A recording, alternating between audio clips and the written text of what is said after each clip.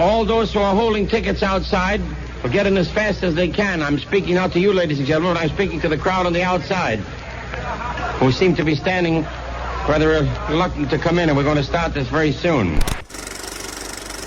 Welcome back to Worthy. My name is John. And I'm Ben. And today on the 33rd episode of Worthy, we're talking about gender roles. Woo. And Ben and I are having our first gender reveal party together. I wasn't ready. So we're here to talk. We're here to talk about The Apartment, a 1960 Best Picture winner. Talking about gender roles, it kind of goes hand in hand with a lot of Wyler's work, in particular, Billy Wilder. And we wanted to mention gender roles, authority, consent, basically before gender politics was really a thing. You know, it's the 1960s. We're getting into free love, the hippie era. We're trying to expand more, you know, be as a man-run society, expand more and to offer women more things in life and opportunities. So we wanted to just take a moment to open up this podcast, talk about some of the similarities maybe we've seen in other films and how The Apartment expands on it. But a great way that we could expand on it here is reading Robert Ebert's review.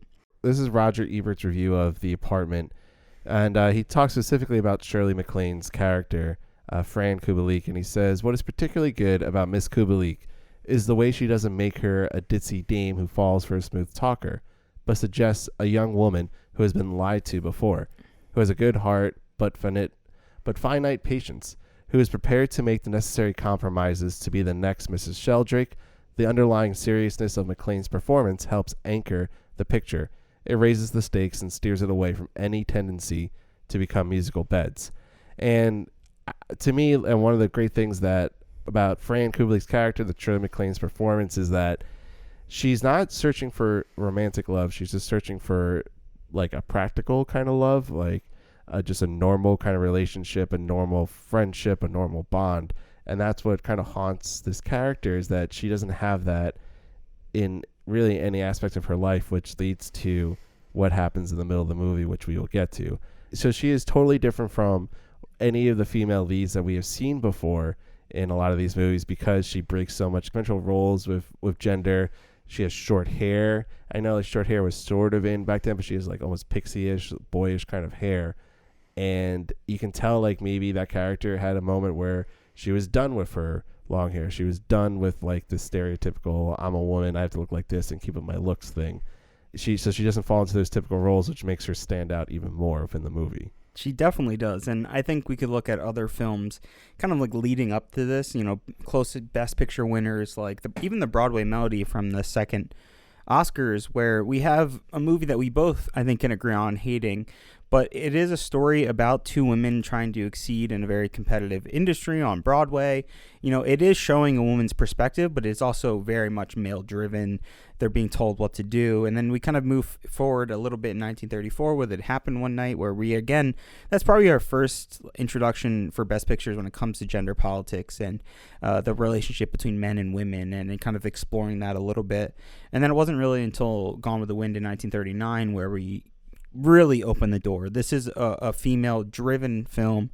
She's our main character right in the center of it, and she's a defiant, strong-powered woman.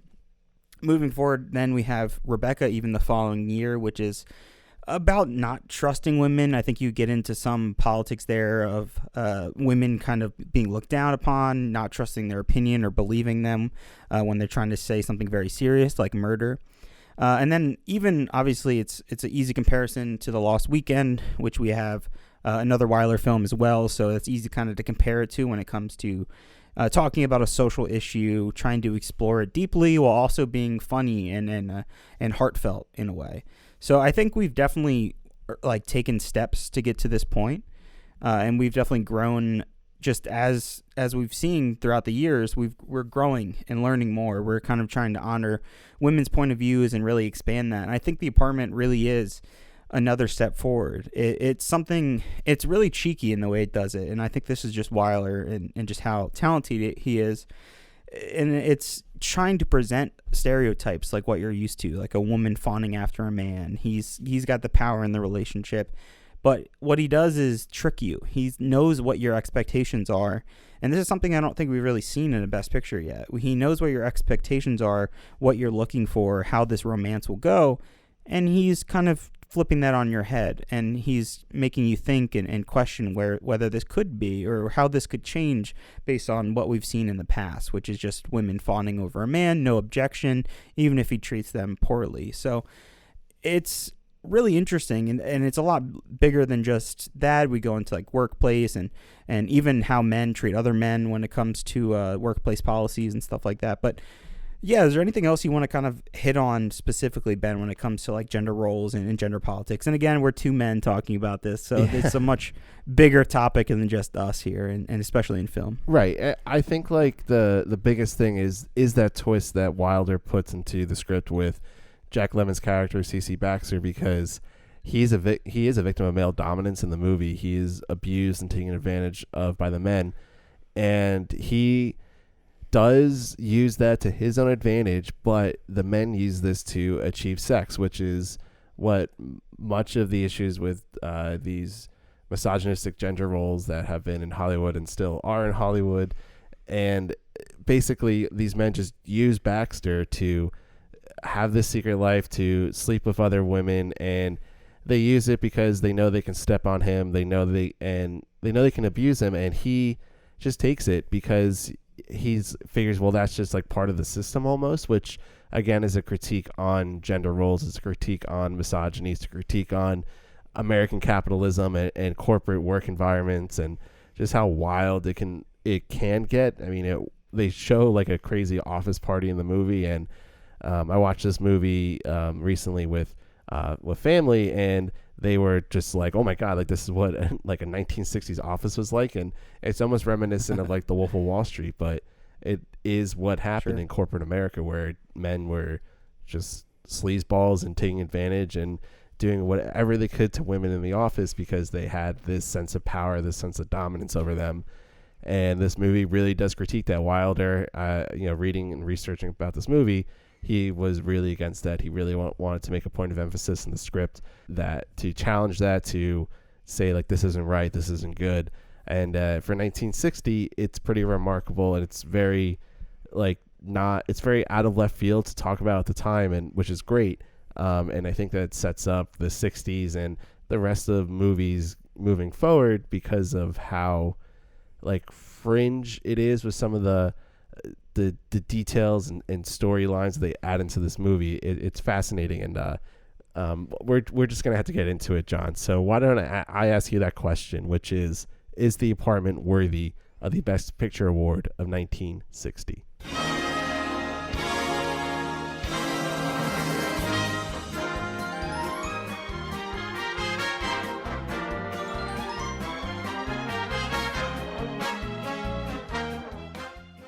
The Apartment. A Manhattan insurance clerk tries to rise in his company by letting its executives use his apartment for sexual misconduct. But complications and a romance of his own ensue. C.C. Bud Baxter is a lonely office worker at an insurance corporation in New York City. To climb the corporate ladder, he allows 4 company managers to take turns regularly borrowing his Upper West Side apartment for their illicit love affairs. Bud meticulously juggles the booking schedule, but the steady stream of women in and out convinces his neighbors that he is a playboy, bringing home someone else every night. Bud solicits glowing performance reviews from the 4 managers and submits them to the personnel director, Jeff Sheldrake, who then promises to promote him, but Sheldrake also demands use of the apartment for his own affairs, beginning that night. As compensation for this short notice, he gives Baxter 2 theater tickets for that evening. Bud asks his secret crush, Fran Kublik, an elevator operator in the office building, to join him. She agrees, but first meets up with a former fling, who turns out to be Sheldrake. When Sheldrake dissuades her from breaking up with him, promising to divorce his wife, they head to Bud's apartment as Bud waits, stood up, outside the theater. Later at the company's rowdy Christmas party, Sheldrake's secretary, Miss Olson, tells Fran that her boss has had affairs with other female employees, including herself. Later, at Bud's apartment, Fran confronts Sheldrake.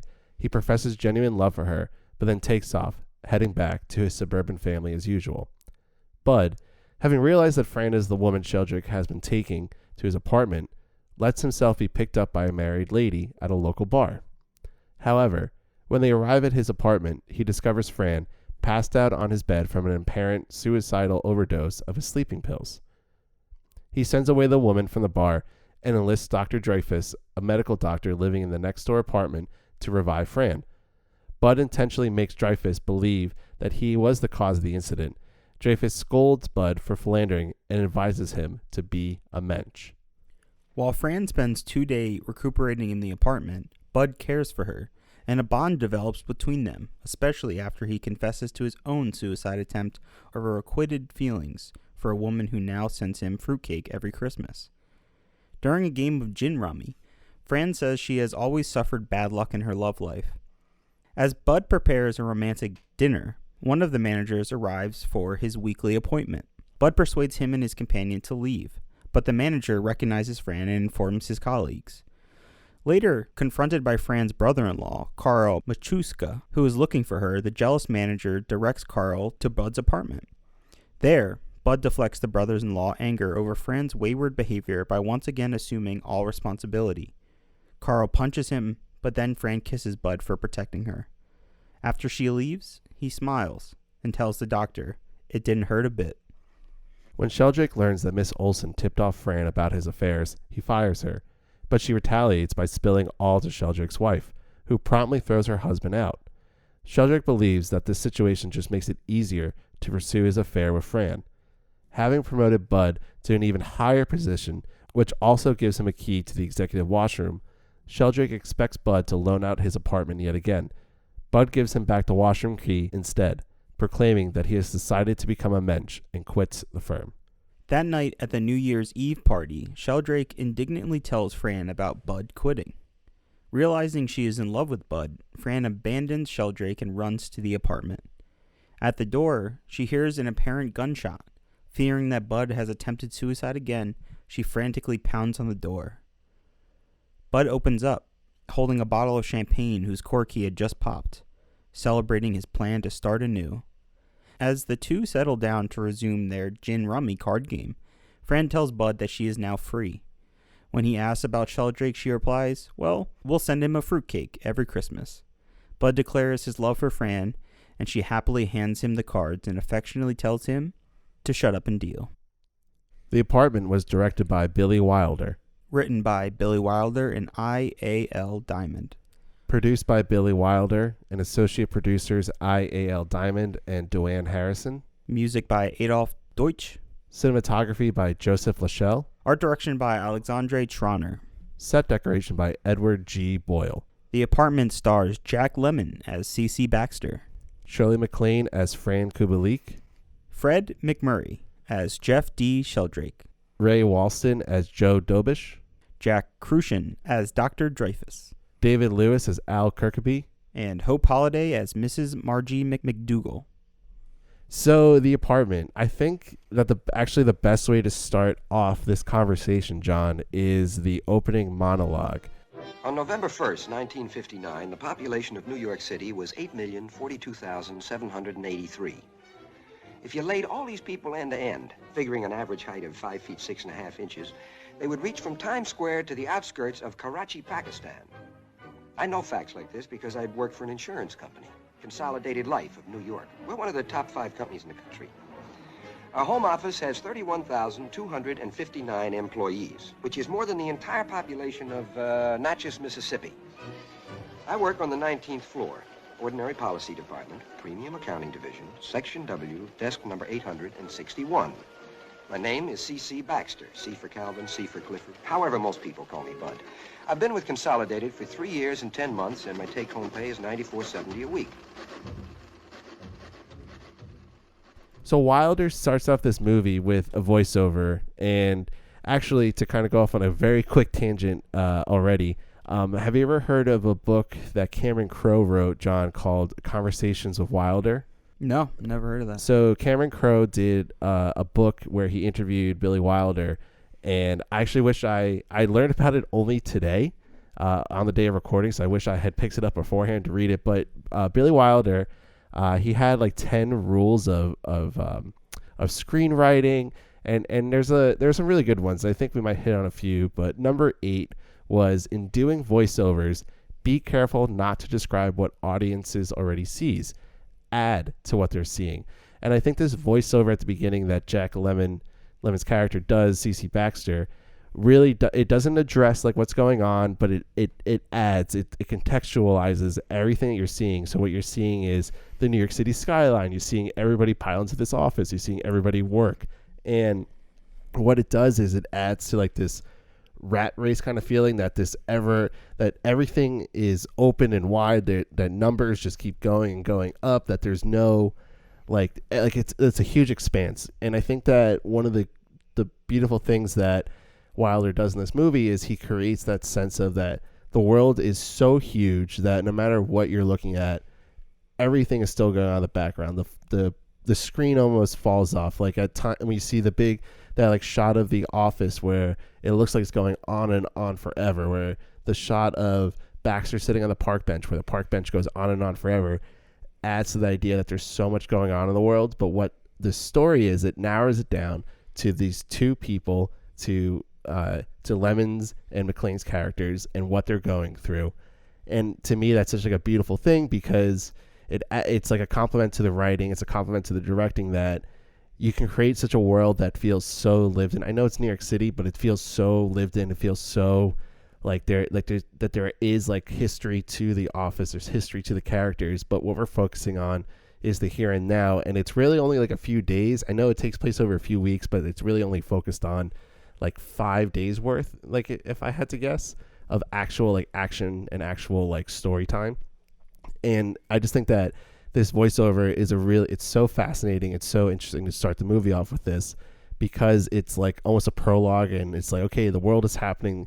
There's so like everything that happens in the world. There's all these issues and all these problems, and bam, here's CC Baxter. Here's his story.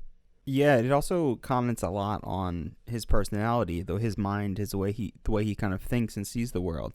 He tells us that he's, an insurance agent. He's very numbers driven and statistics driven, and he's very focused on really just being a good employee, working really hard. He stays later to avoid traffic. That's just for his convenience, but it's really because he wants to show how hard he's working, and that he's working very, very hard. And you're right. I love the opening shots of introducing us to the city. We have like a plane or I don't even know if helicopters were around yet in 1960, but a really impressive shot of the city. And I loved the way the huge apartment is kind of built up. It's big, looming. It's shot from down below, so you see really how many endless floors there are. And obviously the beautiful design of the interior, how they go on and on like you described. It's really amazing, and it's so just kind of everyday life. It's so introducing us to this world in such a simple way. It reminds me a little bit of Marty in terms of relating it to another Best Picture winner, of just kind of, here's our guy, here's our world, he's doing his job, and here's our story, kind of taking you into his life directly. But yeah, I loved it. I think it's so well written in such a cheeky, fun way, and it sets the tone immediately for the film. Yeah, it does. And another quick tangent, like the Marty aspect. So I said during that episode that was like where our grandparents, like that was like the line of like grandparents Hollywood, parents Hollywood, and my dad was born in 1960, so this is like his birth year. So I gave it like a 5-year cushion, because there's some of our friends have like parents who were born a little bit earlier than like my dad, but sure. But like this does truly feel like the last stop on that train. Like everybody got off at Marty, but like if you were to get off like the old Hollywood train, like this is it. And like honestly, this movie feels like what looks like it should be an old Hollywood movie, but it's really a more modern tale. And from everything that goes on after, and it's not just the fact that it's the last like black and white until Schindler's List to win, but it's also just the way that it's shot and the way that the characters are used. It's so like holds into that old Hollywood's like roots, but Wilder he's such a great director that he's able to like get out of that, and he's able to like add to it and make it more modern for that time, and it still feels modern to today. I know all the old technology doesn't really translate, but I just love thinking about that way. And then when we talk about, you mentioned that Baxter is a numbers guy. He's getting stats and numbers, and he seems meticulous, But then when you really think about like this story, it's kind of like what happens when the moments when he's not being meticulous, when he allows human aspects to enter his life. And this is kind of what he's reacting to, is like the feelings of love, the feelings of loneliness, the compassion that he wants to give to Kubelik. It's really fascinating because you're right, because this does set up and it makes him seem like this such like to the numbers, to the books kind of guy, but he like breaks out of that shell because of what happens in his storyline. Yeah, you're definitely right, and it's interesting, and that's why I love Wyler's writing so much, and IAC's Diamond's writing so much, is because it keeps setting us up for these expectations. It's looking like this is a classic 50s Hollywood film, this kind of like white suit and tie kind of film where we're inside this office, and you kind of expect this film to be pretty slow, but even from the opening dialogue, you're getting this kind of witty sense of humor. We've seen Jack Lemmon pop up. I've talked about him a little bit with Mr. Roberts, but he just dominates this film. Just his presence is like illuminating in this movie, whether he's sad or lonely or depressed, or whether he's cracking jokes or he's sick. Like throughout this film, he is just alive and so hilarious and so goofy that you really just can't take your eyes off of him. He's not an actor who you look at and you're like, wow, he's so handsome and stunning, or has this deep manly voice. He's perfect for C.C. Baxter. He's kind of your average Joe. He looks like kind of your standard American, and he's smaller. He's more frail. And what this kind of introduces us is right away to the opening of what this film is, right? Ending the whole paragraph on the only problem is I can't always get in when I want to, already hooks you in as a viewer. What do you mean the only problem is that you can't get in? Like, that's not how apartments work. Like, it immediately makes you question, what does he mean by that? And that's what this whole film constantly does. It makes you think as the viewer where you think it's going to go, but it doesn't. It changes, and it makes you think a lot more about these characters, whether what they say to another character is true or not. Where's the actual truth? And that's what I loved about this film, and I think it really comes down to how amazing the script is. Yeah, I couldn't agree more. Like, when I was getting people to rewatch the movie with me, or even watch it like initially, or just tell them about it, I was like, okay, this movie is about a man whose apartment is lent out to other men to have sex in it, and he can't use the apartment. And I just didn't want to tell them more about it, because that really is like the log line, the grand idea of it. And then when you put it in, like, the genre of it is comedy, but in the film, and like that aspect lends itself to being a comedy that seems like such a comedic and situational like humor, but then it goes so much deeper. It becomes a drama. It becomes very serious, that to call it like strictly a comedy, it doesn't really work for it. And I actually saw a video of Jack Lemmon. He was like a much older man. I think he must have been like in his 80s. But he talks about, he's like, that he never thought of it as a comedy. It shouldn't be classified as comedy, and how we always put stuff into these boxes, but you kind of have to.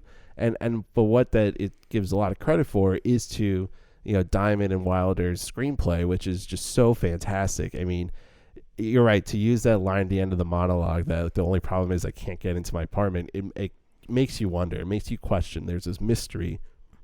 You're trying to figure out like what is that's going on, and what that is matched with is him walking back to his apartment but looking up, and then it goes right into it, and you see that there's one of the executives from the office using it with I think it was Sylvia is her name, the phone operator, and man, it's just such a fascinating like idea, like just that idea of like this guy's apartment can't be used because he lends it out for other people to have sex in it. Is so wild, and you're like, okay, I'm hooked in. And again, like, that's just huge credit to the screenplay itself. Yeah, you're definitely right. I think there are some logic questions where you think about these managers, these people that are way above him, especially when it comes to Sheldrake, who's the real superior, the top dog in the company. You kind of question the logics of why would they really need an apartment? Like, couldn't they use a hotel? Like, but then I guess there's kind of like a track record then. If you're cheating with someone and you go to a hotel and you kind of have a proof. Yeah, well, yeah, you have proof there. You know, anyone in the hotel could see you. The people that work at the hotel could see you. So I guess that's kind of the logic and reasoning.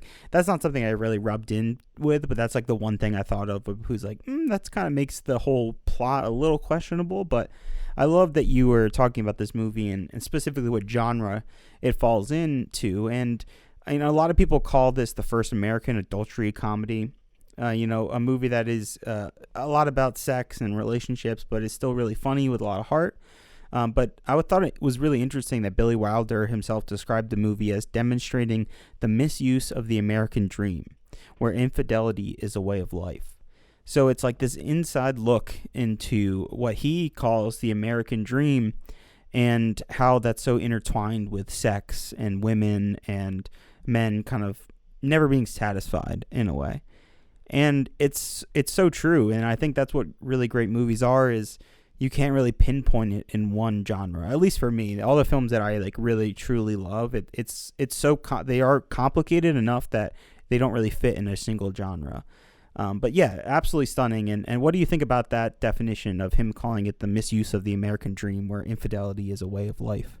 Yeah, I think that's such a great line, and the way that I want to tie that in is when I first watched this movie, and then after the subsequent times of watching it, the thing, like the piece of media that feels the most like the closest to it is actually like Mad Men, because Mad Men takes place in the corporate office in New York City, where it's all about infidelity, and it misuses the American dream, where these men think that they're being these all-American men, but really they're just like kind of sad sacks of shit, you know?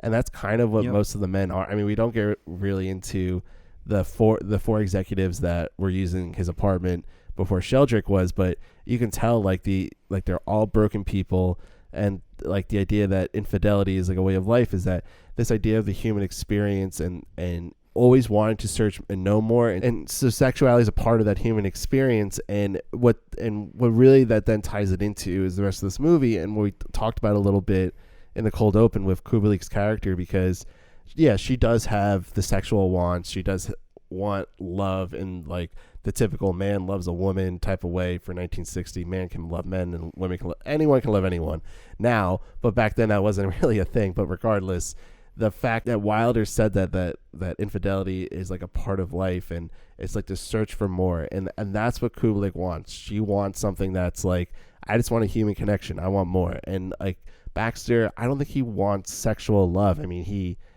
he has it like at one point with when he gets really drunk with that married woman. I know like what happens in the middle of the movie with Kubelik's like with her botched suicide attempt, but regardless, he like wasn't really searching for sex when he was drunk, and when she was like propositioning him in that bar, he was kind of just like, all right, I'll go for it. So he like doesn't need sex, he just wants like human connection, human compassion in his life. So I think that's a great way that Wilder talks about the movie and frames it for himself.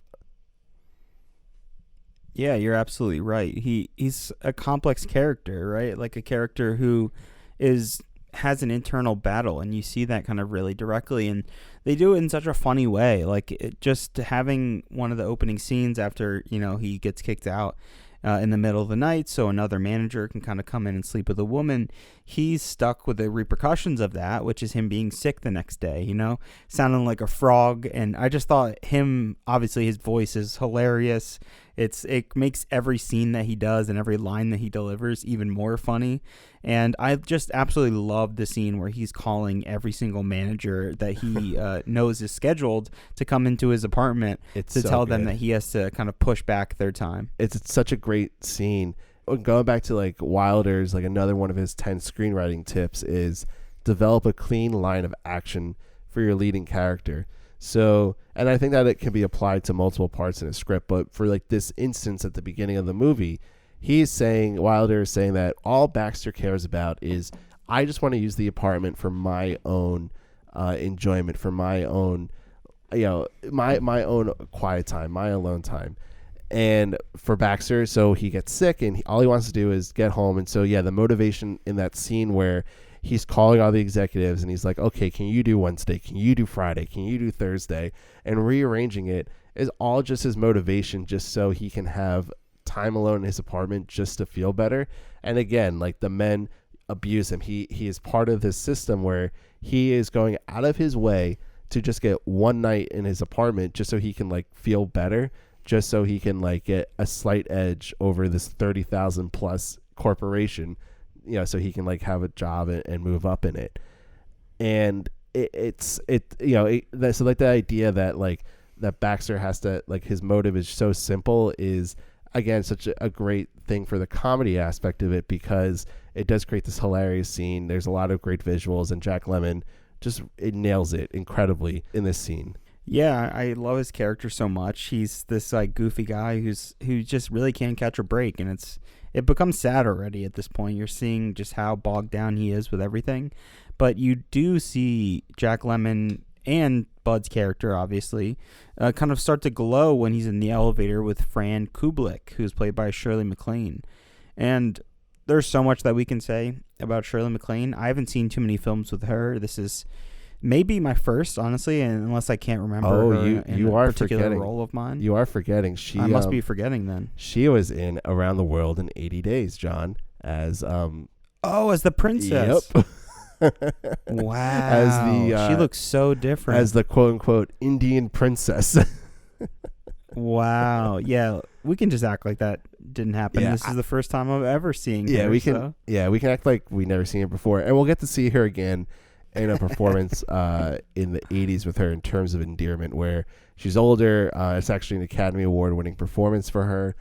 So we will get to see her again and talk about her more. But this like role for her is so perfect. It's so nuanced. It shares a lot of depth to her character. Like just their dialogue back and forth when they are in the first elevator scene is really great. It's so sharp, and Bud is doing his thing where he's talking about, you know, how people in New York, the average New Yorker gets 2.5 colds a year, and she's like, well, I never get a cold, and he's like, you know, well, I get about 5 of them, and she talks about averages and stuff, and it's like so simple, just like they're talking about averages and math, but it's so cute and quirky, and you're immediately like, oh, I want them to fall in love together, and you have to wait so long in the movie for that to happen, but this is like that initial spark that makes you like, oh, they're so cute together.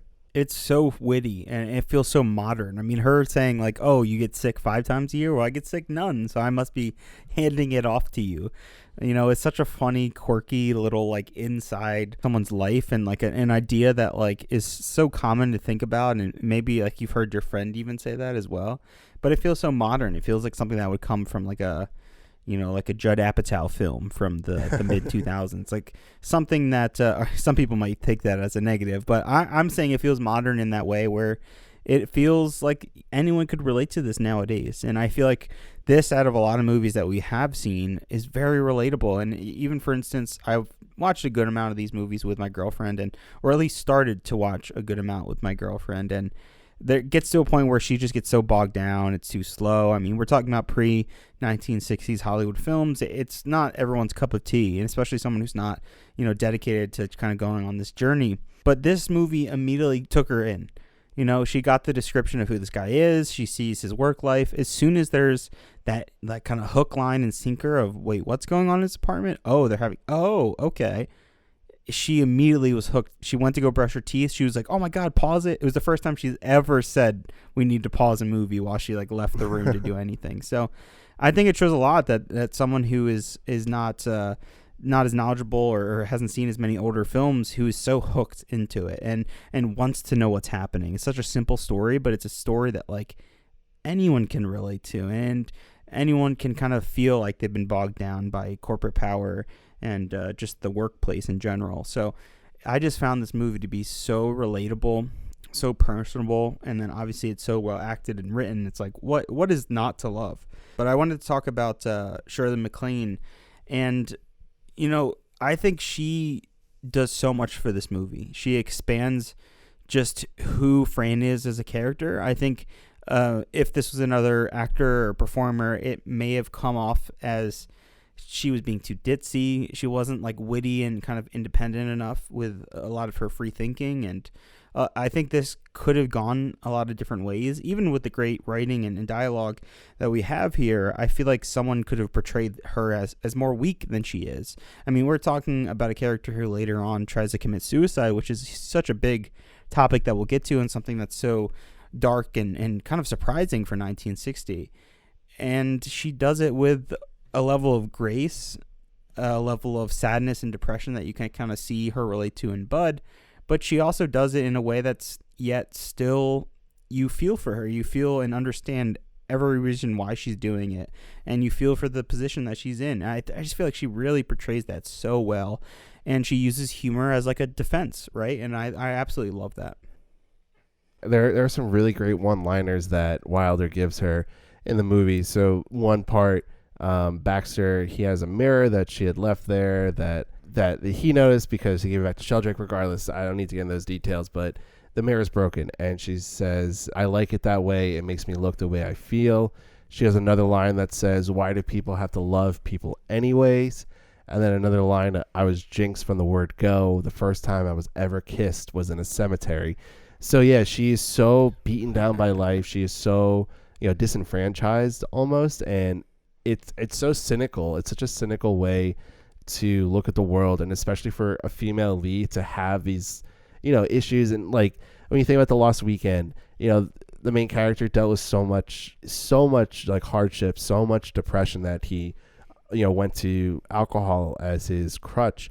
And then to see this in a female character, though, that she goes to suicide as her resolution, it's like heart-wrenching, and it like I feel like it hits harder, even more, just because she's so innocent looking, which I think is like why they gave her a pixie haircut, like why she's in she's in a uniform as an elevator operator, but she's referred to as a Girl Scout. She's supposed to seem like younger and have this childish feel to her, but there's so much depth of like these deep and raw and just hard emotions that she's constantly feeling, but yet she just beams happiness. She seems to be very well put together until we realize like she just isn't. She's so down on her luck in many aspects of her life. Yeah, you're absolutely right. And her relationship with Fred McMurray or Sheldrake in the film is a really interesting one. And it was something that I was kind of hinting at a little bit earlier on, but their relationship and how he's so manipulative and he's telling her all these lies, but you don't really know who he is from our point of view as the character. And our point of view from the audience, we're looking at him and can we believe any of the things he says? Is he telling Bud the truth? Is he telling her the truth? Where does it really lie? And I found their relationship to be super compelling. And I love that you talked about Mad Men earlier, because you're exactly right. Like, there is no way that, I think his name's, was it Weiner or Wiener, whatever it is. Yeah, Matt Weiner. Matt Weiner, right? Unfortunate name. But there's not a chance that he, doesn't love this movie, and it wasn't heavily inspired by this. And at the very least, the production design, the way the offices look, it has to be definitely taken in and inspired Mad Men moving forward. And I loved the design, and we talked a little bit about the camera work, but I absolutely loved the way Joseph Lachelle kind of has everything in frame, really wide angle lenses showing this world and making it natural, but still haunting in a way, in an endless way that like you can't escape this office. Yeah, I really love the cinematography and knew when to kind of move and when to let everything work out. Yeah, it's actually fascinating you bring that up, because I want to talk about this. One little part of it is, so apparently like Lachelle and Wilder were like at odds of each other over like how the film should look. So Wilder wanted the wide feel, but Lachelle, he came from more of like a television background, so he was used to doing like more close-ups, like more intimate kind of feeling. But this movie like pretty much avoids that. And what's actually the most like dramatic like close-up and like cut is when Baxter's showing off his bowler hat to Fran. So this is during the Christmas party scene, and so it's a very first, the scene is like they're in the office. It's wide. There's a lot of depth. You see everybody partying in the background, and as soon as Baxter goes to put on the hat, it's just this cut, and it's a cut just right to his head. It's like almost an extreme close up. The background is blurred, and you're just focused on him, and it seems like very iconic because it's just like one of those like Marilyn Monroe like turns where he's just like, well, how do I look? And then it cuts right to Fran, who's also in this extreme close-up.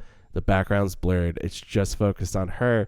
And she's dealing with all these emotions because at that time she had just been confronted by Miss Olsen that, that Fran wasn't the only woman in the office that slept with Sheldrick. So the fact that that Lachelle and Wilder were at odds with how the film should look, and that Lachelle had this one moment and it actually worked perfectly to use a close-up, because it blurred out everything that was happening in this big world, this big party that's going on in the background, and it showed that Fran is dealing with these tough emotions because she's feeling extremely broken right now, and Baxter is at he's almost peaking because he's oh my God, I have Fran in my office. I'm a little tipsy right now. He actually, she asked him how many drinks he had. He says 3, but Lemmon holds up 4 fingers, which is such great physical comedy for him to use. And it's such a great moment to, from all aspects, but to specifically use those extreme close-up shots versus the rest of the movie really adds to the emotions that's being conveyed in that moment. I really loved how it just takes its time. It knows when to kind of move in and show you the kind of interior thought that a character is having, especially when it comes to Bud. And I love the way that we see his apartment as well, the way we get to meet his neighbor and who's the doctor, and we get the funny ongoing joke that everyone thinks it's Bud who's sleeping around, who's having multiple partners in a night. It creates a really funny dynamic. And it's also a really beautiful apartment in general. It's a small little New York apartment. It's as someone who lived in New York for 5 years, it's kind of painful to look at. You look at it and you're like, that is so gorgeous. And I'm blanking on the rent. The rent is so low. It's $80. There it is. Absolutely insane as someone who lived in New York, and especially over the past year or two, and how much rent has gone up. And it's just hilarious to even think about it in respect, looking back at it like that. Yeah, and Baxter is pretty set up in that apartment. He has a kit. I mean, it's not a huge kitchen, but he has a kitchen. He has a whole living room area, dining area. He's got, his bedroom, his bath. He has a lot of room for what the space is. So he's definitely pretty lucky that way. But to talk about the apartment for a second, this happened a little bit earlier in the film, but when he first gets back to the apartment, initially after that first night, we get this really great reference, and there's actually again a really funny scene, and the reference is to Grand Hotel, the 5th Best Picture winner. And first off, the scene starts for Baxter. He has to just cook a frozen dinner. He sits on the couch. He turns on the TV. He has this crazy remote control where it's a box that sits on the table. So cool. Yeah, I just love old technology, so it's such a cool thing just to see that. But he turns it on, and it's such I think again it adds to that idea of the American dream, but also American capitalism taking over, because he's oh my God, he's okay, tonight we're going to be showing Greta Garbo, Wallace Beery, John Barrymore, Joan Crawford in Grand Hotel, and he's every name that they read off, you just see him getting closer and closer in his seat. He's oh my God, okay, I'm really interested in watching Grand Hotel right now while eating my dinner. And they're okay, a word from our sponsor, and he's just oh okay, so I'll turn the channel. One of the movies is Stagecoach, that he turns to, and he gets back and he's okay, and then they do the same thing again, and now for Greta Garbo, Wallace Beery, John Barrymore, Joan Crawford, and he's okay, and now for our secondary sponsor, and he just turns off the TV, and it's such a funny scene, but again it adds the idea of the American capitalism, American dream just being abused because you want art. Grand Hotel, I mean we liked the movie a lot. I think I liked it a little bit more than you from what I remember in our discussion, but it's such a great little movie, and it's very artistic, and the fact that it's so just being essentially abused by American capitalism is just exactly what Wilder hates. And I think that's why he makes this joke that we have these great movies, we show it on this great technology like television, but we just bastardize it because of advertisements and sponsorships. Yeah, it's just surrounded by garbage. And you're exactly right. I love it. Plays so well into the plot and what they're kind of trying to talk about and discuss in general with the film, but it also kind of beats down our main character even more, and I love that he's just holding on to a chicken leg and he's just chomping away at it, and it's the physical humor of Jack Lemmon, the way he just lets go of it. Are you kidding me? Another sponsor? Yeah. And I've been trying to read more scripts in general and trying to read out of some of the scripts that we can get access to for some of the Best Picture winners, and I I love the writing of the screenplay. It's absolutely amazing. And the way that scene is written out, you know, he hears the next ad come up. He's pissed. And the description for the scene says, "That does it." Bud turns the set off in disgust.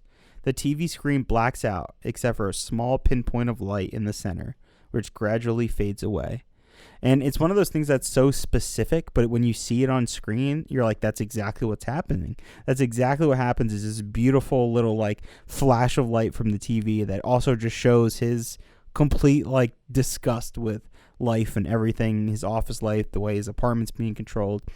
It's such a small thing that tells you so much, even more about the world and our character, and why he feels so trapped, and he can't even enjoy a little bit of TV time. And also, it's just crazy to see, like you said, the remote is so cool. It's this cool 60s design and beautiful.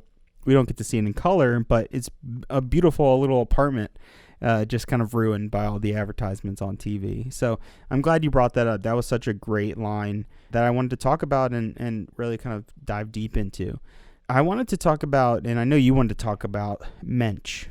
And I don't know if you want to start by defining what your opinion is, maybe the Oxford Dictionary definition, and then kind of telling us if you have personal history. I think you've told me a little bit. You got a little personal history when it comes to mensch. Yeah, so it's a Yiddish term, and like the most literal the translation that you can make of it is a person of integrity and honor. Dreyfus in the movie says it's just being a human being. To me, like, it's a very the first time I actually ever heard the word mensch used was actually talked about my step grandfather, and it was at like a Passover dinner, and people in the family kept calling him a mensch. Actually, I think they gave him a mug that said that he was such a mensch, and really what that signified to me was being a good person by being a person that others can rely on. And to me that can be expanded on in many ways, but when I heard them, when I saw it, it felt like a wise man, like somebody that I'm in trouble, or I have this issue, I have this problem, I would go to them, a mensch, to help me talk it out, to help me understand, to give me better perspective.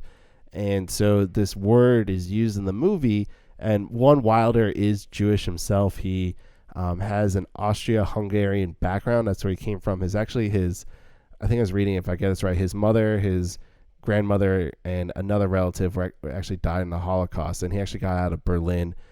He was actually in Berlin before he came to the United States, so he has like a deep history with that. So obviously him using the word mensch feels very like real and very like personal to him. So one, it's great that he used it, but I think it's that idea that like Baxter has to come to terms with, is that he's this like to the numbers kind of guy. He's not doing anything like horrific in life, but he's also letting people step over him to go. We'll get into the point later, but he just tried to kill himself too because he feels so bogged down. And not saying that suicide is like doesn't make you wise or doesn't make you a good person, but I think what happens with people who do feel that way, who do feel such a depression, who feel so lonely, they don't see perspective in the best way. They don't feel like they like to them, like the world is so blurred that there's like this filter that's stopping you from realizing that you do have it probably good in life, that there is a good perspective to look at, there is something to hold on to. And so the idea of a mensch being used just to be a human being, just to be decent in life, is something that Baxter has to come to terms with because of the issues that's put before him. So I love that just be a mensch, like be a human being, is so key to the story and to Baxter's like turning point, that it's such a great use of the word. So that's my little diatribe, my little TED talk about mensch and why it's such a great use of in this movie. And actually, no, my last thought about this, and this ties into the screenplay, which again, such a great screenplay, is that word wise. The word wise, upon like my third viewing, I realized how often it is used. And I think that it's so purposeful, and it's very subtle. I don't know maybe you picked on it as well, but the word wise is used throughout. And I think has to do with the idea that being wise, being a mensch, being a good human is so critical to all these aspects that makes Baxter who he is by the end of the movie. Yeah, I mean, that was wonderful and well said. And I think it's important. The word mensch, the mention of mensch, is very important in general for the film, and it brings up the question of like, who is a mensch by the end? Does Bud become a mensch because of his separation from his job and following his dream and following his love? And is Fran a mensch? And I love the way you described it as just being a person and being caring and kind of having a life experience to kind of show other people and to just be kind of honest and a good person. And it's true. Literally everyone else surrounded, everyone besides Fran and Bud, they're just surrounded by people that just are barely human. They're people that just want to kind of exploit other people to get gains, whether they're the managers that Bud works with who simply just want to keep sleeping with people because they've already succeeded at their job. They can barely go any higher. There's not much more to even push forwards, and that's all they've thought of as life, get the better job, make more money, move higher up, just keep going and going. And not many people stop and ask themselves, am I happy? Why am I doing this? Like, why am I really putting myself out on the line just to help these people, commit something that you aren't even really supportive of, having these adulterous relationships and having them happen with really Bud's apartment and his wallet. I mean, he has to stock this house and supply the alcohol. He's spending a lot of money clearly on this apartment and making everyone happy. And this whole film is kind of, without being really on the nose, him questioning, like, why am I doing any of this? Why does any of this really matter to my life? Does any of this really make me happy? And I think that's the beauty of this movie. And I think that's the beauty of Fran's character as well. She constantly is questioning herself, like, why am I falling down this trap with these men? Like, all these men want me, but it's clear they just want me to use me, to have sex with me. It's clearly that's the only thing they really want to come support me with, is just to support themselves. And I think that's executed so well with the script, the way that at first when we have Sheldrake's character kind of speaking to Bud, and you don't really realize if he knows about the apartment, or if he does know, if he's going to be against it. And then you realize that he's just trying to use Bud like one of the other managers. And he tells Bud about how, like, no way he would leave his wife. There's no way that he would, leave his wife to date a woman like the elevator operator. Like, that's below him. But he'll lie to her face. He'll say all these things so she'll sleep with him so he can get that little bit of, like, monetary gain. It's disturbing in a way that, like, how is this movie still labeled as just a comedy? Because it's just not. It's so well thought out and deep that it's hard just to, like, label this just simply as a comedy, because it's talking about something that's so much bigger than just being a funny romantic comedy. And especially I think it's a good time to talk about Fran and the way Shirley MacLaine's kind of execution of the suicide scene. I mean, there's really no way to kind of talk about it other than saying what it is. She takes a bunch of, I forget if they're painkillers. I think they're sleeping pills, right? They're sleeping pills. Yeah, and it's I mean, I don't think we've really seen anything as dark and just directly facing these kind of big world issues and emotional issues. Maybe since, I don't know, we have like The Best Years of Our Lives is certainly a huge one, but I don't really think anything really compares to it until The Lost Weekend as well. Those two films are like the first ones that come to mind when it comes to this like personal trauma and really trying to explore that. And obviously that's another Wilder film, so it makes perfect sense. But I just absolutely loved how they cross this line. They take a movie that's been kind of screwball comedy up until this point, and then they show you what can happen. This can be all fun and games. And even you as the viewer, that's what's so smart about this movie. You as the viewer can be watching this and you're like, yeah, this is a funny screwball comedy. Like, we're getting goofs and gaffs, some sexual things going on. He's spanking her in the butt. Like, we're getting these funny comedic things up until this moment where the rug is pulled out from under us. And you're like, wow, these events are funny, but they have consequences. It's almost like you feel bad as the audience. You're like, I shouldn't have been laughing at how Fran has been mistreated and misused. Did you feel that same way? Did that come across that same way for you, Ben? Yeah, I definitely did. I think that again, like you kind of hit the nail on the head. Like it's such a wild like subject matter to be talking about, and like we really do get so in depth with suicide and talking about it. We do. So there are some other movies that like we have talked about that do mention it. Notably, it was made fun of in Gigi. So that was totally the like the misuse. I forgot. Yeah. So there's that. Marty admits that there are times where he thought about just being sucked away into the subway tracks, and like you're right. Like and that feels very like that movie feels very in vein of The Apartment, but that one it's such like a happy like at the end you feel just so happy, you know, like where that love is gonna go. And I think The Apartment ends where it's a little bit mysterious of like, okay, where can this actually go?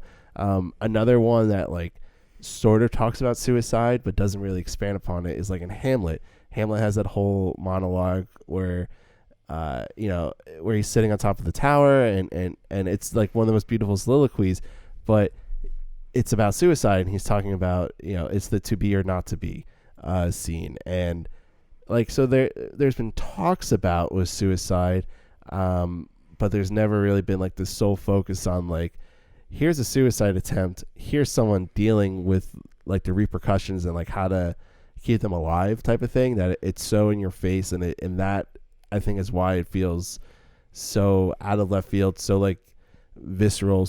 And I think that's what makes it so fascinating for us to see it and to, you know, watch it and to talk about it, is because it hasn't been to the extent like the other movies have like referenced it or slightly talked about it a little bit, you know? Yeah. And, you know, I think it really comes down to, one, the writing is fantastic. Shirley MacLaine's performance is subtle and it's soft and really sad in that way, but it's not melodramatic. This could have been so over the top. She could have been like bawling her eyes out, breaking things and like a furious rage as she tries to end her life. But it's not. She just like basically realizes she's stuck. She can't get out of this endless cycle.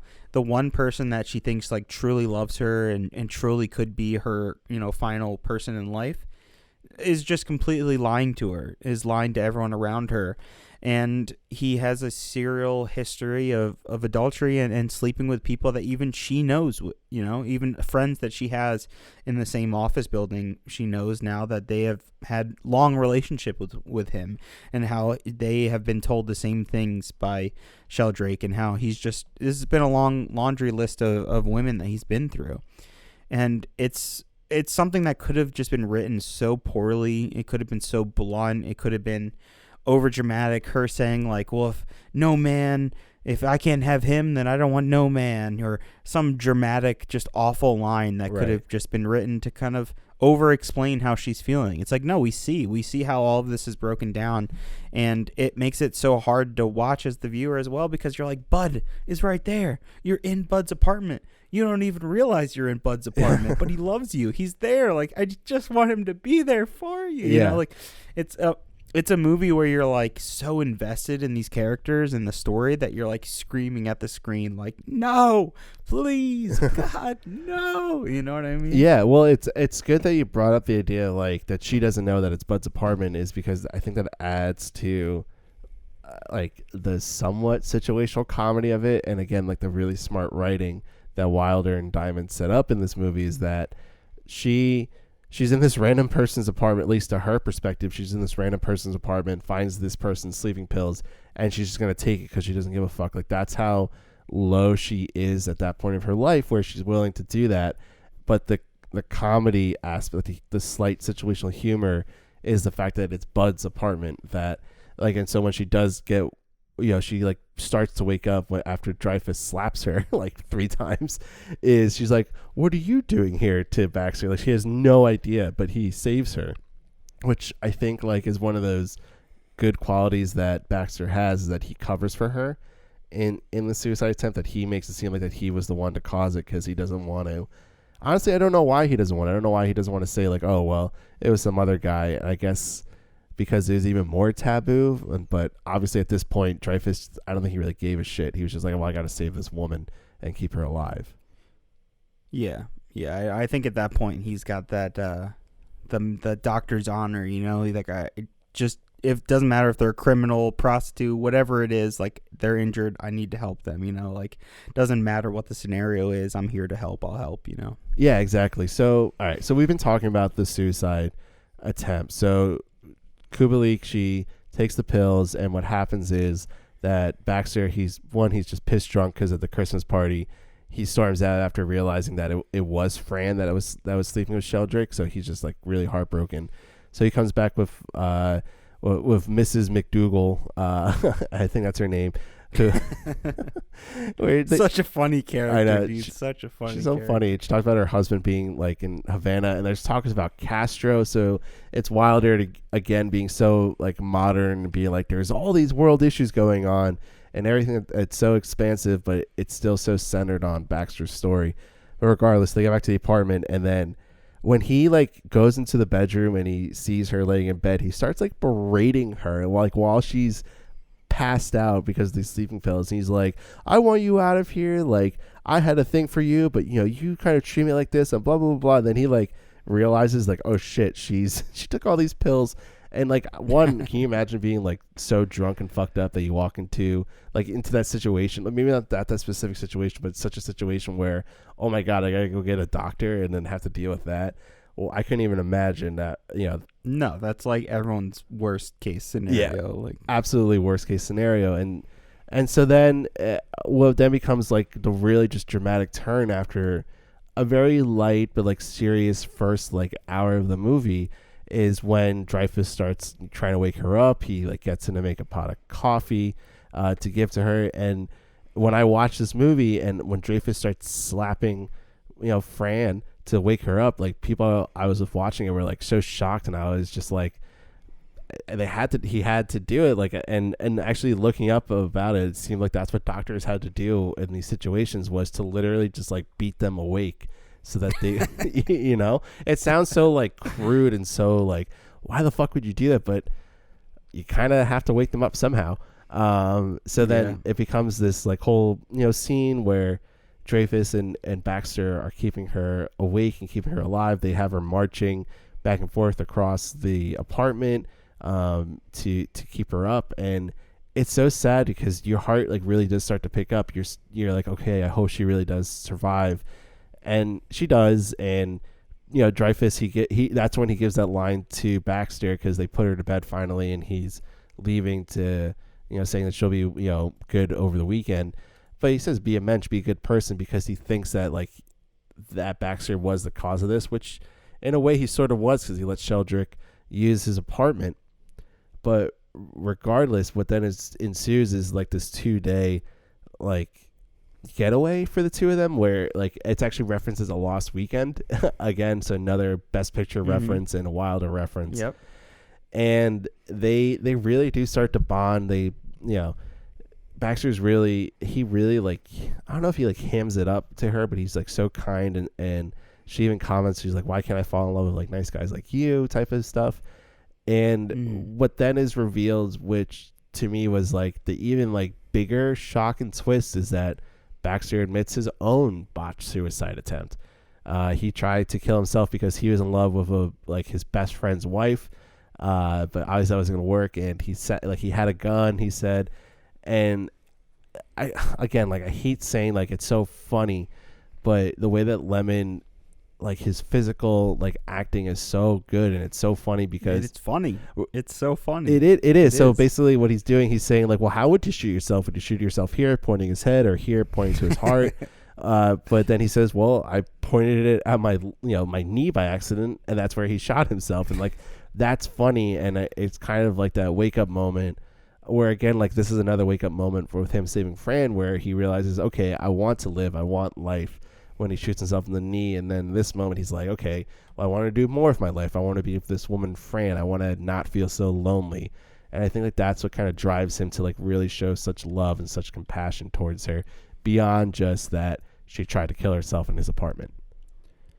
It's a great example of just how great the script is, because he's saying he's telling us such a dramatic story. We're learning something about our character that we had no idea there was any hints of. Like, we see this guy who's down on his luck, but he just seems perseverant. He's perseverant. He's going to keep pushing forward. He's going to keep succeeding in one way or another, he doesn't seem like a guy that would even get to that point. And to hear that, it changes our whole view of this character. But you're exactly right. The way Jack Lemmon is kind of like describing where he should kill himself, like, I don't know what I'm doing. Like, I'm so like lost. I don't even know how to actually kill myself. Like, it's such a bizarre and goofy thing that's still heartfelt. And I think a perfect example of that is the way he describes the woman that he kind of lost, saying how that she sends him a fruitcake every Christmas. Like, it's a small little goofy, tiny little bit like that just is carried on throughout the film, like these lines that kind of get carried on, like the lines of not showing you my appendix scar, don't tell anyone in the office because then they'll know that you've seen me without clothes on. Like, it's like these repeating lines that are just so funny and charming that just makes you fall in love with these characters, and it makes you care for them in such a deep emotional way. You just need to see how their lives are kind of taken forward and whether they're happy or not. So I think we've talked a lot about The Apartment. Ben, is there any other scene that you want to mention or hit on? I'm glad that you talked about mentioning another Best Picture winner, because, correct me if I'm wrong, this is the first time we've ever had a Best Picture winner mention or reference another Best Picture winner. Yeah, it is. And something I will be... in the next like 60 movies that we talk about, it comes up a little bit more and more, actually. And it's something that I think is like almost formulaic for like some of these Best Picture winners, or for a movie to like win Best Picture, is to reference another one. And yeah, this is the first time it does that. But in terms of like talking, I mean, there's so much things I do want to talk about. One thing I do want to talk about is, again, these like tips that Wilder gives for screenwriting. So his number 9 tip is the event that occurs at the second act curtain triggers the end of the movie. So basically saying that like you need something in the middle of the movie to really grab people's attention. And that's what happens, is he grabs your attention with his suicide thing. And then actually his number 2, which kind of more applies to the beginning, but it applies here, which is grab him by the throat and never let him go. I mean, that's what they do this entire movie. Is from the get-go, he's just like, all right, this is the scenario, this is what's happening.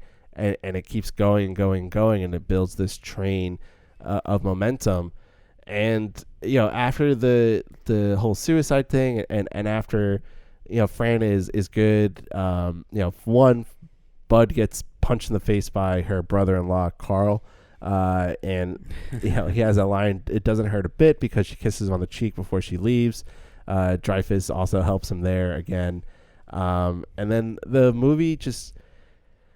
I mean, the ending is so good, and it's so well paced, and it keeps going and going and going, which I think is like his last tip for like good screenwriting, is to quicken up the pace and really let it go, but then don't leave him hanging at the end, or don't leave him hanging around. So basically how I want to wrap this up is like, after that, Baxter, he's like, okay, like I couldn't really get her at the end, and he climbs the ladder again because Sheldrick gives him an even more higher position in the office. And then that all gets broken down because in Sheldrick's storyline, his secretary tells his wife, and then he gets out of the house, and he thinks he's going to marry Fran, blah, blah, blah, blah, blah.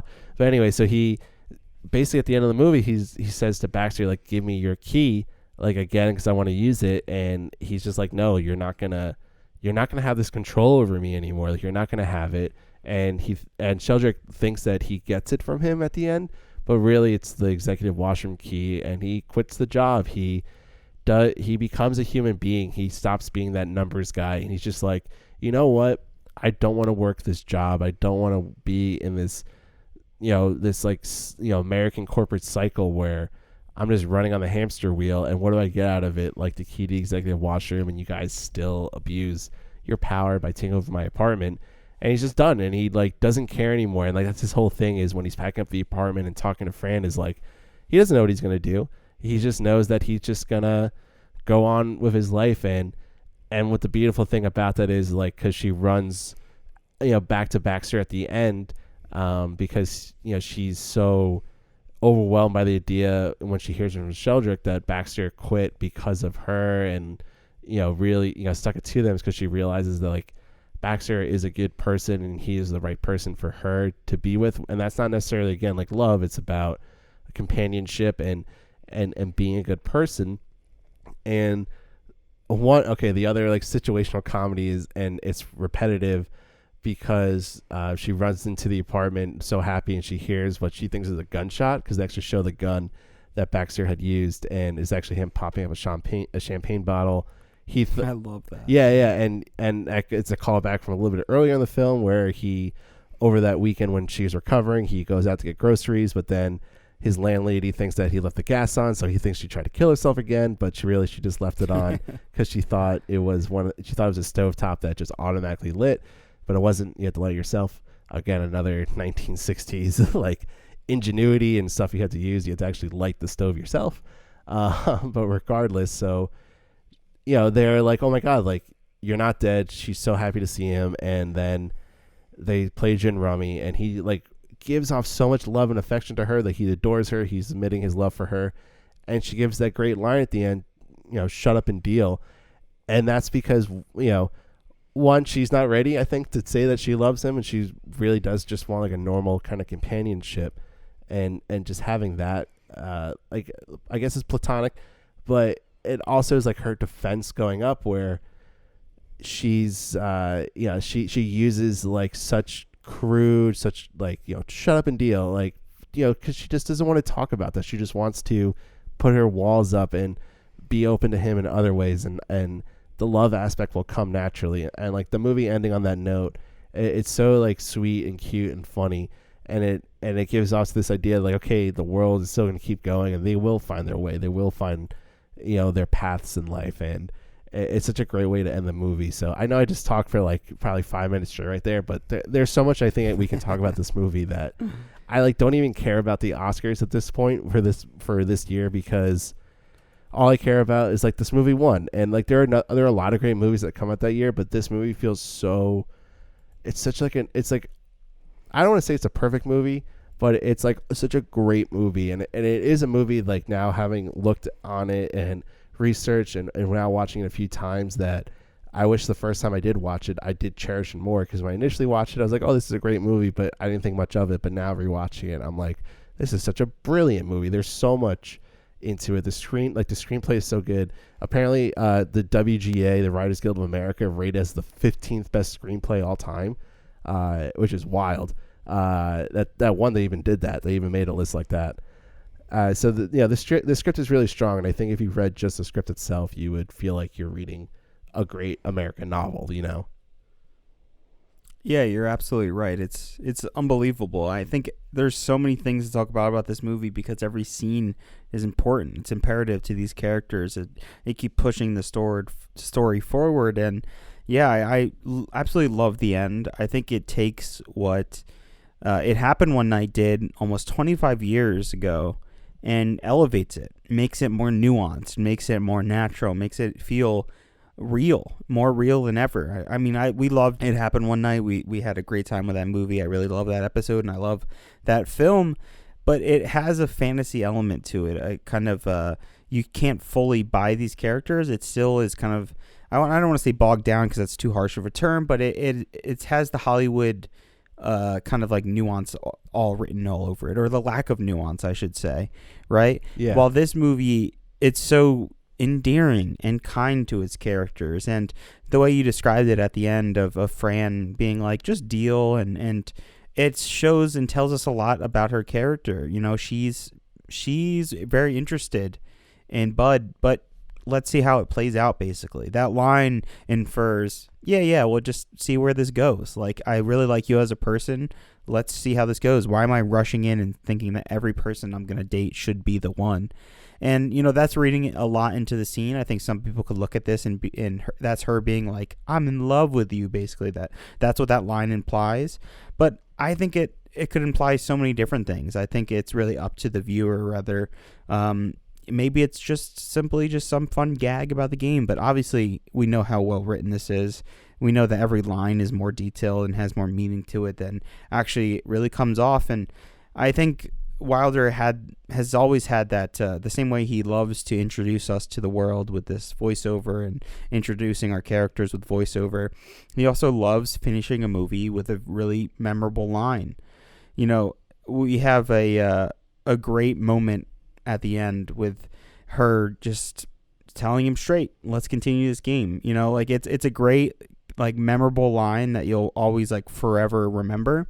Like one of his other movies, For Some Like It Hot, there's a classic last line, which is nobody's perfect, kind of like hitting on the themes of that movie and exploring it. And I just, this movie made me want to watch every single Wilder movie. And as like a film lover and someone who just wants to watch as many movies as possible before they die, it just made me feel bad. It made me feel bad. Like, I'm like, why haven't I watched more of this man's movies? Like, I love this so much. Like, what am I doing with my life? It was one of those movies where it's almost like the gates opened up and you're just like, what am I doing? Like, why haven't I watched every single Wilder film? And I think that's our next podcast, Wilder podcast. Yeah. You know, all right, Wilder or not Wilder. Yeah, it's yeah, wild or not. Yeah, and I think he has a filmography that I think is really, it's not like daunting. It's he directed 25 movies, and he has a lot of great memorable lines. Actually, one you didn't mention was from Sunset Boulevard, which is "I'm ready for my close up now, Mr. DeMille." Like that is so classic and so iconic for Hollywood.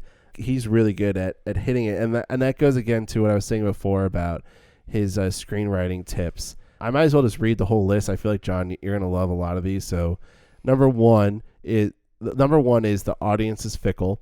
So essentially saying that, like, you know, trends and what you think the audience wants, like, you know, you'll never be successful with nailing that, you know. So just kind of write what you want to write. Like, the audience will be attracted to it or not, regardless of how you do it or what it is you're writing.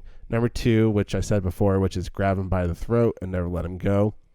Number three, which I mentioned also, which is develop a clean line of action for your leading character.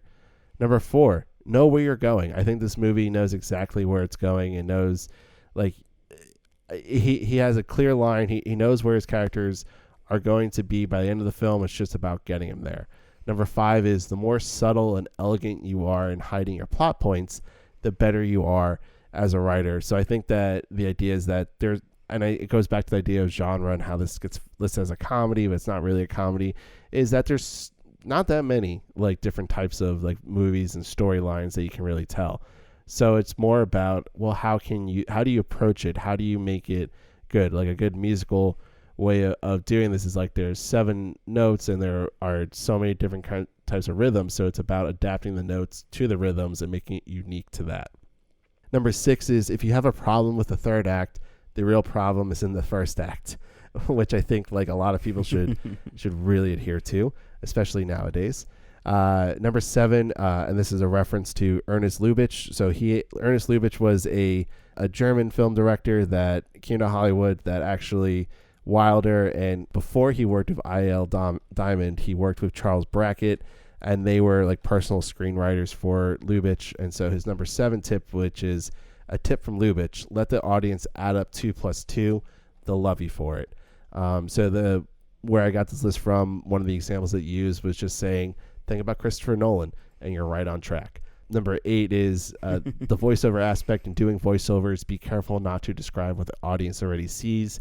Add to what they're seeing. Number 9, the event that occurs at the second act, curtain triggers the end of the movie. And number 10, the third act must build in tempo and action until the last event. And then that's it. Don't hang around.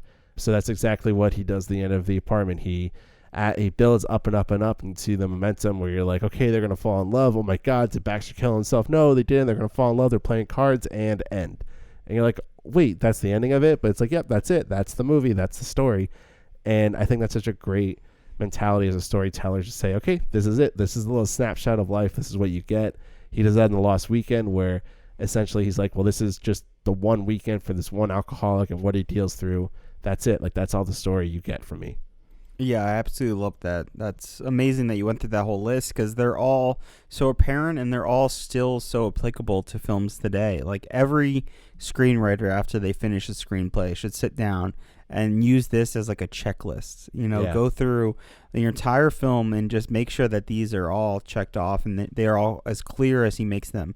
You know, I think this list, and it's great that you read that, because I think it shows why Wilder is such an amazing filmmaker and an amazing writer, because he trusts the audience. I think that's why his films have aged so well too. He doesn't have to over explain things. He lets the audience think about things. He lets them, like adding 1 and 1 to make 2. That's a perfect example of this movie. He lets the audience question our characters. He lets our audience put together whether a character's lying and how that lying is telling us so much more about this character than if he just directly told us that he's lying, right? He's giving us so much opportunity as the viewer to think about what's going on that it makes us so much more attached to these leading characters. Like, it is truly incredible. I love The Apartment.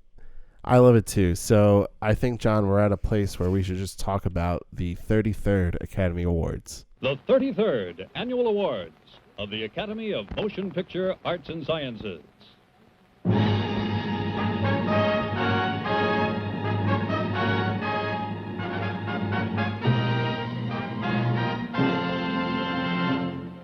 Ladies and gentlemen, the President of the Academy of Motion Picture Arts and Sciences, Mr. Valentine Davies. Welcome to our 33rd Annual Awards.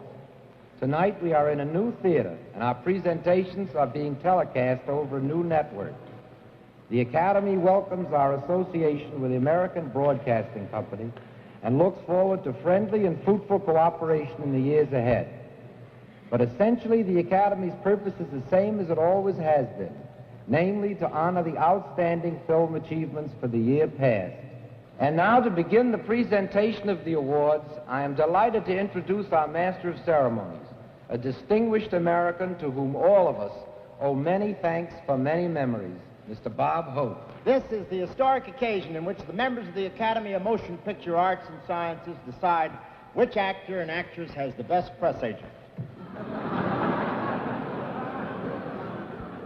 No, it's a whole new thing. I didn't realize there was any campaigning at all going on until I saw my maid wearing a Chill Wills button. I wouldn't say feeling has been running high, but if the Alamo doesn't win, they may do it over again, live, right here. And there's a new feeling of buoyancy in Hollywood. Motion picture stocks are at an all-time high. Production is at its peak. Movies are doing better than ever. So what are we doing in Santa Monica with 6 sponsors? The 33rd Academy Awards were held on April 16th, 1961 at the Santa Monica Civic Auditorium in Santa Monica, California, and the event was hosted by Bob Hope. This is the first ceremony to be aired on ABC television, which has aired the Academy Awards ever since, except for the period between 1971 and 1975 when they were aired on NBC. This was also the first year a red carpet would line the walk into the theater. So, Ben, here we have such an iconic introduction to the Oscars. You know, the red carpet show is sometimes even bigger of an event, to see the fashion, to see all the different wardrobes and all the crazy things that might happen, the weird interviews that sometimes happen on the red carpet. You know, this is such an iconic thing to add to the Academy Awards. I think it's one of the main things people think of after the Oscar or gold or envelopes. Maybe you think of the red carpet. You know, I think it's a huge part. We don't talk too much about the fashion, the kind of the behind the scenes of the Academy, and especially the red carpet. But one, what do you think about the changing of ties here when it comes for ABC taking over?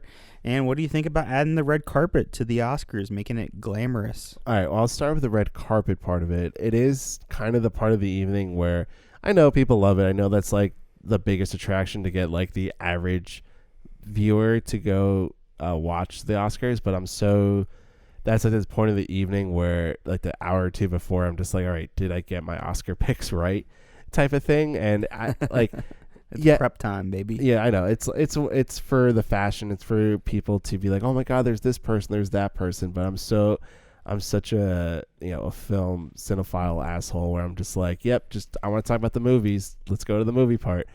And then as a TV person working in broadcast television, the ABC aspect to it is, it's like, oh man, it's insane. So it's been around since 70 years, like pretty much or 60 years and counting. They've been in partnership, ABC and the Academy Awards, and now we're dealing with this bullshit from ABC that They want to make the ceremony more streamlined. They cut categories. They pre-recorded it, and it's so like after the last few years, at least such a bad taste because of how poorly they've run it.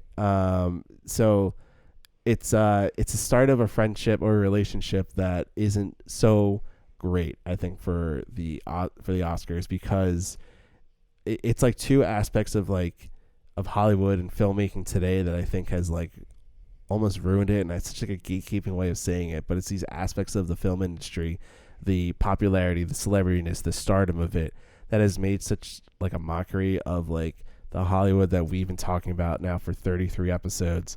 And it's like what it is today. It's such like a huge like disparity between the two.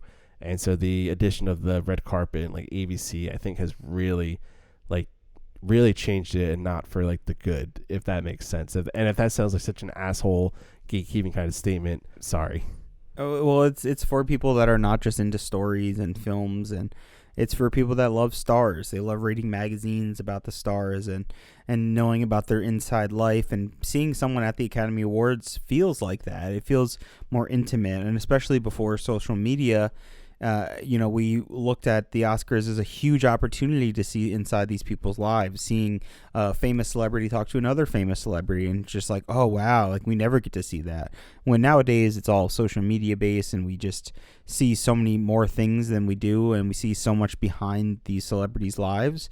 So that's why I feel like they're trying to push that envelope, not to go down that rabbit hole to talk about modern day, televised Oscars, but it's an interesting change. I think with this change and ABC taking over, we also lose the RKO Pantages Theater, which is an iconic theater in LA, and it was basically almost the home for every Academy Awards up until this moment. And now we're taken to Santa Monica, outside of Los Angeles, really, to the beach and to the Civic Auditorium. So it's an interesting move. It's an interesting change. Maybe ABC will let go, and we'll get NBC to come back eventually for the modern day Oscars. But let's jump into the 33rd Academy Awards. The Jean Hersholt Humanitarian Award was given to Saul Lesser, who was an American film producer known for producing Tarzan films in the 30s and 40s. Honorary awards were given to Gary Cooper for his many memorable screen performances and the international recognition he, as an individual, has gained for the motion picture industry.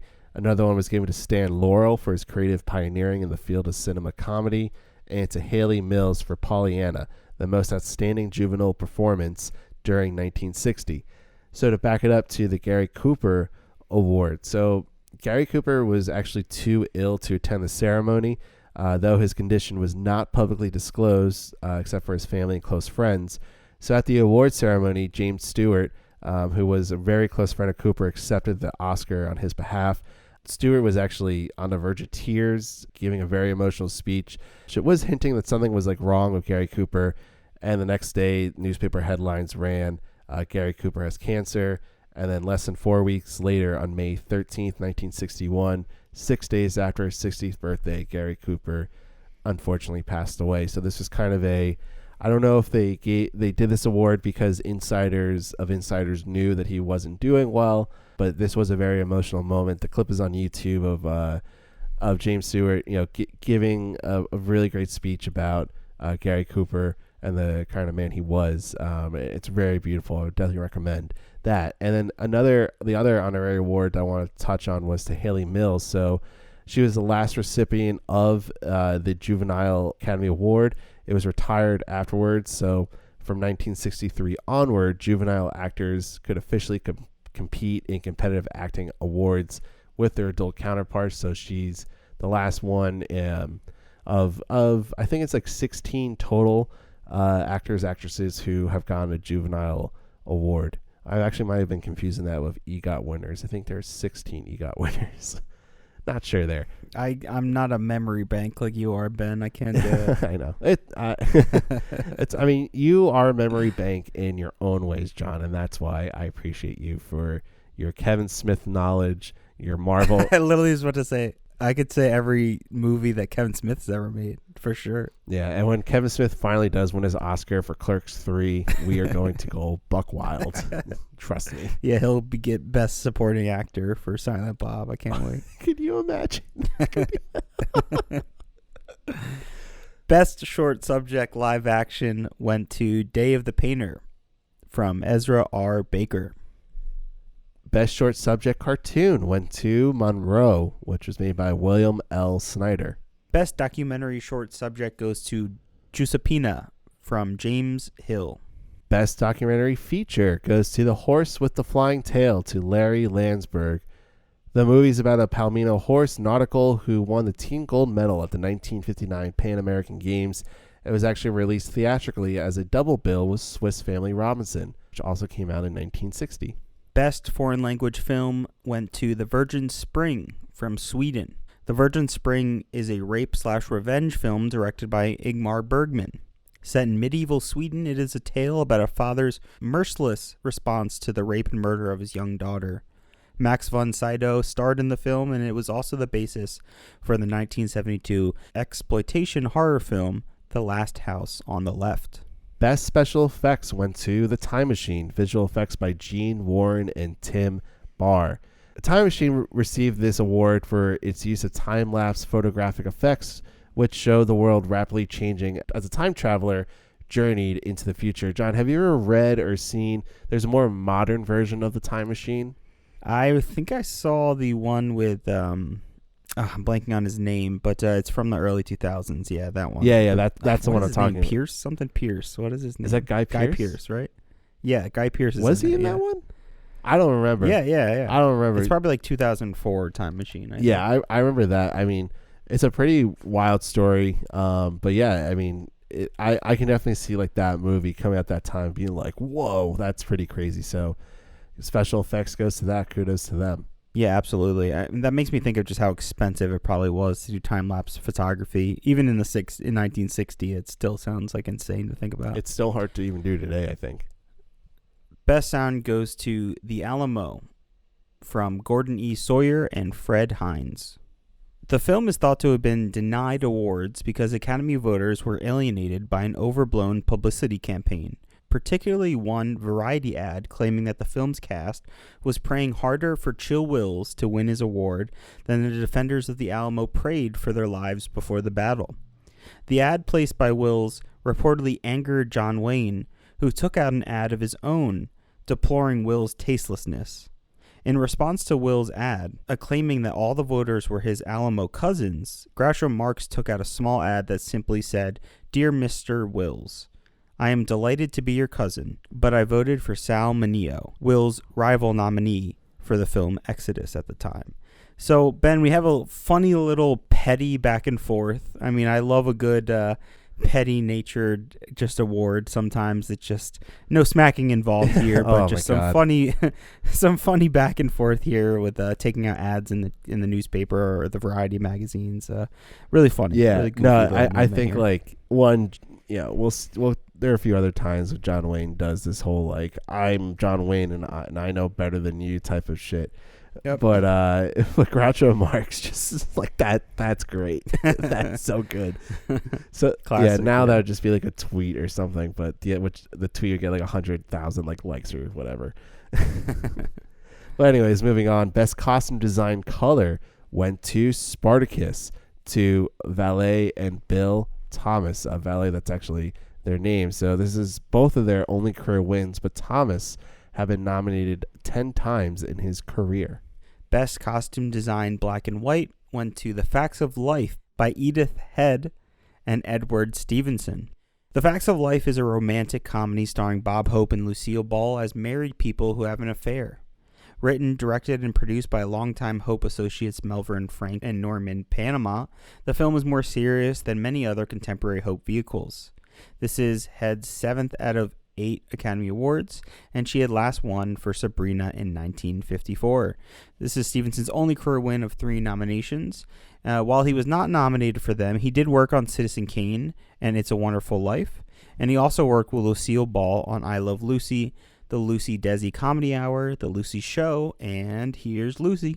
Yeah, and I think adding that aspect of that it's about married people who have an affair is a very common theme in this Oscars in terms of movies that were nominated and movies that win. There's a lot of nefarious stuff going on. And we'll touch upon that in later movies, but this is like that first one that kind of is like, okay, here's something that's similar in vein to The Apartment. Moving on, though, to Best Art Direction Color. This one goes to Spartacus, art direction by Alexander Golitz, Eric Obram, set decoration by Russell A. Gosman and Julia Heron. Best art direction black and white went to The Apartment, art direction by Alexander Tronner, set direction by Edward G. Boyle. This is Tronner and Boyle's only career Oscar win. Art director Alexandre Tronner used forced perspective to create the set of a large insurance company office.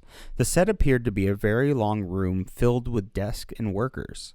However, successively smaller people and desks were placed to the back of the room, ending up with children. He designed the set of Baxter's apartment to appear smaller and shabbier than the spacious apartments that usually appeared in the films of the day. He used items from thrift stores and even some of Wilder's own furniture for the set. And Ben, I think this is a perfect example of just how detailed the set design is for this movie. I think I thought of even doing set design for the opening for this podcast because of how much the set really plays a significant portion to this movie, how homey his apartment feels while it still is a smaller apartment compared to like the never-ending nature of the offices. The production design is amazing in this movie. Yeah, I definitely agree. And like we talked about set decoration and production design with How Green Is My Valley, but like and that we used, and I think this actually works too, is because that was really just like one setting in particular, and like this does feel like it's only just the office and only his apartment and actually the Chinese restaurant. So it's really only like 3 sets that all the action takes place in. So it's so well designed and so minimal to that effect that it really pays off. So definitely a deserved win for set decoration. Moving on to Best Cinematography Color. This one goes to Spartacus to Russell Meddy. So there's a lot to say about this Spartacus, so I'll get through this a lot, but I think this is all really fascinating stuff that I think a lot of people will get a lot from it. So Spartacus was filmed using 35mm Super 70 Technorama format, and then blown up to 70mm film. This is a change for Stanley Kubrick, who directed the film, who preferred using the standard spherical format. This process allowed him to achieve ultra-high definition and to capture large panoramic scenes. Kubrick had wanted to shoot the picture in Rome with cheap extras and resources, but Edward Mole, the president of Universal Pictures, wanted to make an example of the film and prove that a successful epic could be made in Hollywood itself and stem the flood of runaway producers heading for Europe, which is what happened with Ben-Hur. To create the illusion of the large crowds that play such an essential role in the film, Kubrick's crew used 3-channel sound equipment to record 76,000 spectators at a Michigan State Notre Dame college football game shouting "Hell, Crisis," and "I'm Spartacus." And to Russell Meddy, who did actually win the Oscar himself, he was a veteran with a lot of experience working big pictures, such as Orson Welles' The Stranger and Touch of Evil and Howard Hawks' Bringing Up Baby. And he actually complained about Kubrick's unusual, precise, and detailed instructions for the film's camera work and disagreed with Kubrick's use of light. On one occasion, he threatened to quit to Edward Mole, to which Kubrick told him, "You can do your job by sitting in your chair and shutting up. I'll be the director of photography." Meddy later muted his criticism after winning the Oscar. Kubrick wanted to shoot at a slow pace for 2 camera setups a day, but the studio insisted that he do 32. A compromise of 8 had to be made, which, hearing all that is exactly what I would expect out of Stanley Kubrick when making a big epic like Spartacus, and probably why he never made like such a big epic like that again, because he probably didn't want to deal with the studio's bullshit. And the fact that he wanted to treat it so like artistically, and everyone else is like, no, we have to keep this at like a really efficient pace. You know what I mean?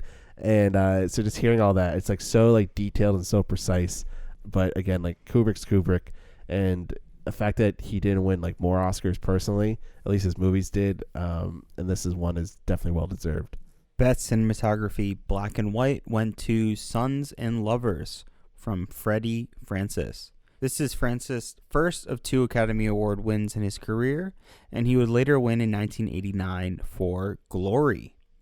In the 1961 article of American Cinematographer, the magazine praised his work by stating that the film has unusual visual beauty and is marked by photographic ingenuity throughout that easily makes it one of the finest monochrome photographic achievements to come along in some time.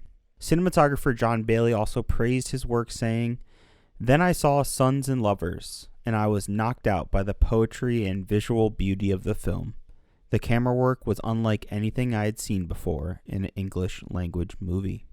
So I actually just want to take a second because The Apartment is nominated in this category, and we love that, the cinematography in it, but also a movie that I think I actually like the cinematography a little bit more is Psycho from this year. So 2 really powerful movies to me cinematography-wise, and so now I got to watch Sons and Lovers if like that beats out those 2 movies, you know? Absolutely. I mean, Psycho is just iconic. It's hard to compare with that, but Psycho for me, it gets a little bit bogged down of just how great the editing is, and I'm like, am I attributing how great the editing is to the cinematography, or, you know, that's a whole big conversation to have. But yeah, I always wonder. I mean, it is amazing cinematography, no way I would deny that, but yeah, I always wonder about that when I think of Psycho. Yeah, and speaking of film editing, here is Best Film Editing, which went to The Apartment, to Daniel Mendel. So Jack Lemmon, he related later in life how Billy Wilder, he would keep one of his film editors, Joanne Harrison, who he made associate producer on the set with him at all times, and he never made a shot until they both discussed it. And as a result, he was able to shoot sparingly, cutting the film in the camera and eliminating costly setups that might never be used. So it's actually similar to what Hitchcock did with Rebecca. We talked about that a little bit, how he did a lot of his editing in camera, one to kind of move around Selznick's like power and control over the film, but also because he is Hitchcock and he had it all planned out in his head already so well. Best scoring of a musical picture went to Song Without End, the story of Franz Liszt, from Morris Stoloff and Harry Suckman. This is Stoloff's 3rd and final Academy Award out of 14 nominations, and he had previously won for The Cover Girl in 1944 and The Jolson Story in 1946. And this is Suckman's only career Oscar win. Best music score of a dramatic or comedy picture goes to Exodus, to Ernest Gold. This is Gold's only career Oscar win, and Exodus is about the founding of the State of Israel. Best song went to Never on Sunday from Never on Sunday, music and lyrics by Manos Hatzidakis. This is the first international feature film to win Best Original Song, and since it's not a Sunday, I think there's no better time to listen to Never on Sunday.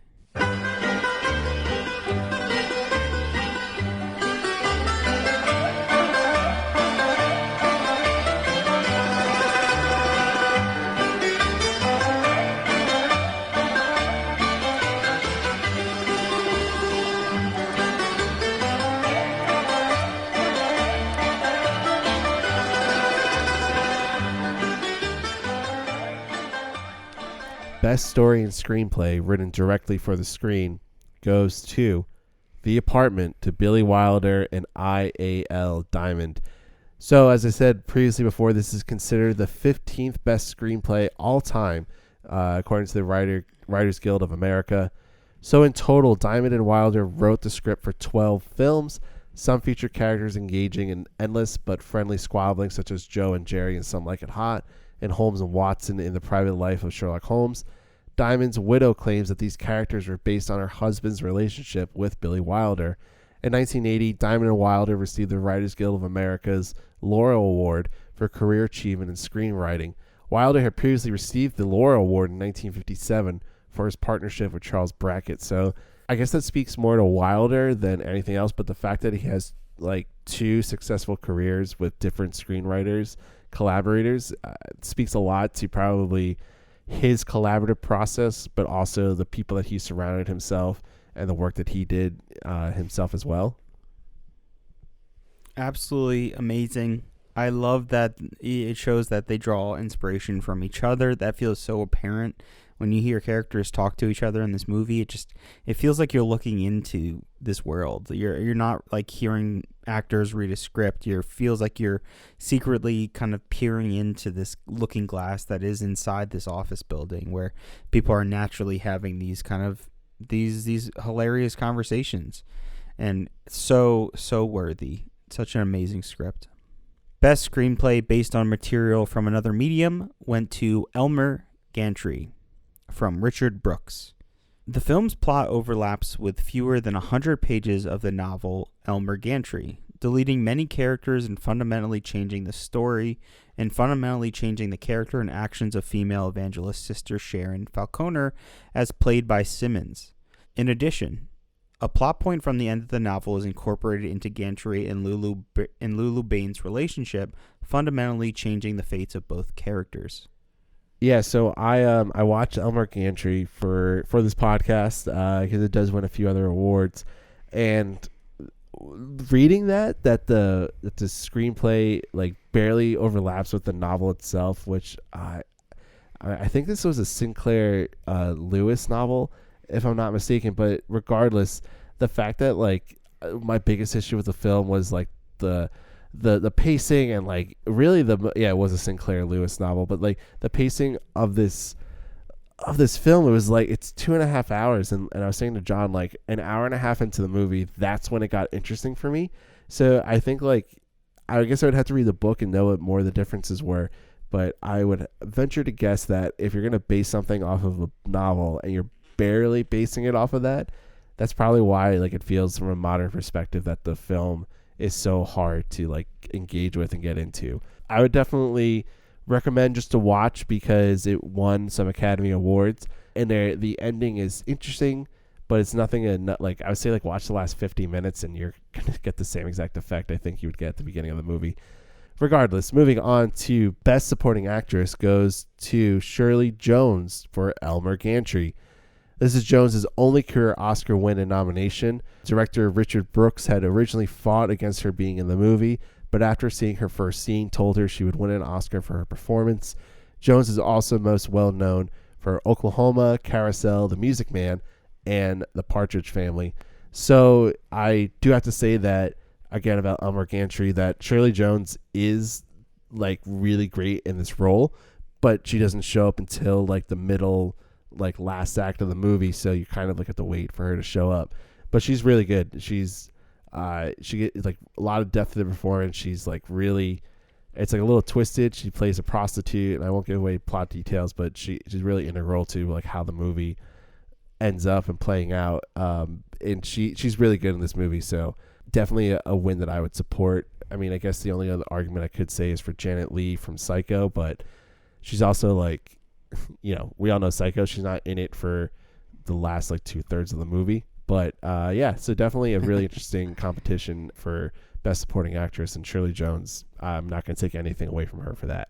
Yeah, I'm glad you brought up our Scream Queen, Janet Leigh. I mean, what an amazing performance that's still so memorable and just iconic. I mean, there's no better word than iconic. And it's interesting too because one of the things that made the movie so like interesting and marketable was the fact that like it is marketed as like Janet Leigh in Psycho, and she's killed, you know, so quickly in the movie. And and people who are listening, if that's a spoiler for you, like you should have been watching Psycho way longer, like a long time ago. But like, to the fact that like she's then also put in the Best Supporting Actress, like I wonder if that was like a reaction to like the audiences, because I guess like let's say if the Academy was going to do their due diligence and give Psycho more nominations and they put her in the lead actress category, maybe people would have been like, wait a second, she's not in the whole movie, she's not really the lead actress in this one. Best Supporting Actor went to Peter Ustinov for Spartacus. This is Ustinov's first of 2 Academy Awards, and he would go on to win in 1964 for Top Cappy. So also in this category, we have Jack Crucian, who played Dr. Dreyfus in The Apartment. He was also nominated. So interesting that he gets the nomination. Not that anything wrong with his performance, but you would think like maybe Fred McMurray could have gotten a nomination there. Crazy. how does he not get the nom over this? Yeah, it's so weird. Especially because like everything you read about like McMurray's involvement, he like the role of Sheldrick was not like a typical role for him. Like he was so. Yeah, it sounded like he was a handsome leading. He was like a at the Disney time, right? dad, type of thing. Yeah. Yeah, which I think it plays into Wilder and the screenwriting from Diamond so perfectly is subverting your expectations, like expecting Sheldrick to be this kind of likable guy, right? Oh yeah, absolutely. It feels very. I'm trying to think of like I was talking to people who I watched this with earlier, and I asked them like, well, what actor today would this like be? And the one that we came up with was Steve Carell. I know Steve Carell has done like a few like darker kind of things, and he's done like the morning show. But like, imagine if Steve Carell, like from The Office, 40-Year-Old Virgin, Anchorman days, then did like such a despicable type of like role, like within that same time frame, instead of like years and years passing. So that was like the closest comparison that. Yeah, I could see like a Tom Hanks do, America's Dad, coming in, and you're like, oh God, and he just did it in Elvis this year, which is exactly playing this like mustache twirling villain. Man, does he have a chance to get Best Supporting Actor? Early nomination prediction from us. He'll be nominated. He won't win though. Not a chance. Yeah. We'll see. It'll be an interesting year. Regardless, moving on to Best Actress. This one went to Elizabeth Taylor for Butterfield 8. This is Taylor's fourth nomination, but her first Academy Award win. Butterfield 8 is an American drama film which is directed by Daniel Mann. The film is based on a 1935 novel of the same name by John O'Hara, which is loosely based upon the life of a socialite and flapper, Star Faithful, whose unsolved death in 1931 became a tabloid sensation. So to talk a little bit more about Taylor herself, she was presented the Jean Herschel Humanitarian Award at the 65th Academy Awards for her bold commitment to the war on AIDS. Taylor accepted this honor.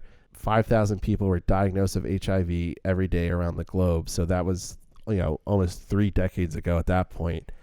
And Elizabeth Taylor is remembered as one of the last major stars to have come out of the old Hollywood studio system, but she became one of the loudest, most high-profile voices talking about AIDS long before most even understood the disease. So a lot of her social work, she's such an icon. I mean, she's beautiful. She's one of the most beautiful actresses to come through Hollywood, and her humanitarian work, I think, like transcends her work in Hollywood. But to talk about Butterfield 8, John, have you seen Butterfield 8 at all? No, I haven't. So I watched it for this movie. It's like an hour 40. I think it's on HBO Max right now. It is not a great movie. I'll have to say that. And it's also about infidelity. It's about a woman she's like, they don't directly call her a prostitute, but there's definitely some sort of aspects to that, but it's never directly said. And she, there's a lot in that movie, and she's fine. I think there are like 2 key scenes in that movie where a lot of that, like that we see in the apartment with Fran's character, with MacLaine's character, that kind of feels in the same vein, but I think that Taylor gives more of a dramatic delivery and a little bit more peek behind the curtain than what like Wilder and Diamond give to Fran's character. So I can understand like, hey, here's Elizabeth Taylor. She's extremely popular. This is her 4th nomination. Like, let's give her the win type of thing. So Butterfield 8, not like the best movie. I can show you like the 2 scenes and be like, okay, I understand like why she would win for that. So it could be one of those politics wins, which I think is a common thing we'll see in the next category for Best Actor. Yeah, it seems like it's a big, Oscar performance, much louder and in your face, and it kind of fits the bill for the Academy.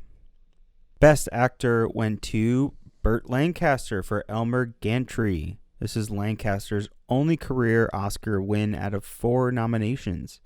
He was nominated for From Here to Eternity, Birdman of Alcatraz, and Atlantic City. Lancaster is initially known for playing tough guys with a tender heart. Burt Lancaster went on to achieve success with more complex and challenging roles over a 45-year career. While his Academy career ended, In the 1980s, he appeared in some iconic films such as Local Hero from 1983 and Field of Dreams from 1989. So we've seen Burt Lancaster come up a couple times. I can't wait to see Birdman of Alcatraz in a couple of years here, and Atlantic City in the 80s. But we also have to mention Jack Lemmon, our lovely leading goofball in The Apartment. Ben, should this gone to Burt Lancaster? I know you've seen Elmer Gantry. Tell me, is it worthy? Yeah, so watch Elmer Gantry for this, because I was a little like, hey, Jack, why didn't Jack Lemmon, get this award? I mean, Jack Lemmon is, fantastic, but we talked about the politics thing. Lemmon had won a few years before for Mr. Roberts as a Best Supporting Actor role.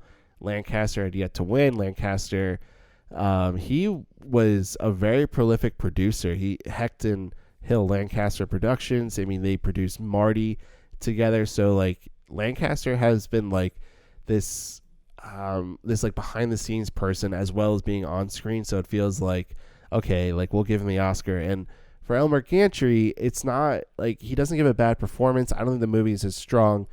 And I think like for him, he gives such an over the top performance versus like what we saw like in From Here to Eternity. And he, it's very like from Here to Eternity, we said, oh, this feels like a Steve Rogers Captain America type of thing. Like that's who Burt Lancaster would be if you put him in the Avengers type of thing. And this movie, he is so far away from like that type of character. He is so eccentric. There's a lot of energy. He has this like crazy smile throughout. His hair is kind of wild. He's this preacher con man. It's a very big bold role for him to take on. So I can understand again, like for voters to see Burt Lancaster, going all over the place for this movie, like for why he would win. But I think the subtlety and like the heart that Jack Lemmon gives into The Apartment it's like much more compelling versus what Lancaster gives in Elmer Gantry. But I also can understand the politics aspect of that win for him. Such a soft, tender, like emotional role too, that is revealing and funny and just goofy and has so much heart there. It's hard not to kind of push all the chips onto Jack Lemmon's plate. But I know we'll see him soon in the future, and maybe he'll win again or win in the future. Maybe. So, Best Director goes to Billy Wilder for The Apartment. Billy Wilder won his first Academy Award for The Lost Weekend in 1945 at the 18th Academy Awards, but he had been nominated in 1940 for Best Writing of a Screenplay for Ninotchka. Wilder has received 21 nominations at the Academy Awards, winning 6, 13 nominations for his screenwriting, and 8 for his direction. He even garnered Lifetime Achievement Awards, including the Irvin G. Thalberg Memorial Award in 1988, which, outside, I think, of the Humanitarian Award, is probably the highest honor like a filmmaker could get from the Oscars as like an honorary award. Billy Wilder, he once said, an audience is never wrong. An individual member of it may be an imbecile, but 1,000 imbeciles together in the dark, that is critical genius. Oh my God, what a fucking line. Oh man, just reading some of the lines from that book I was talking about with Cameron Crowe that he wrote. Oh, Wilder seemed like the old grandpa that you could just get the funniest fucking shit out of. He just seemed like the typical great, just mensch Jewish grandfather. So knowledgeable too, and just like and being able to present it so clearly, and while still having such like a educated perspective on everything when it comes to film. Yeah, Wilder was a genius. I think I wish I wrote this down, but he has like 4 films that are that the Library of Congress has like preserved, or something even higher than that. And it's like that's the second most versus like John Ford has 5. So Wilder is this like Hollywood director that like we obviously give him his due, but I think we don't really like truly appreciate him for what he is. And I think it's just because he's so diverse in like his genres, comedies, dramas, film noirs. It's all over the place. So definitely deserved win. But one other thing I wanted to point out is another nominee from that year, which is Alfred Hitchcock for Psycho. So this is Hitchcock's 5th and final Academy nomination, but he would later win the Thalberg Award in '68.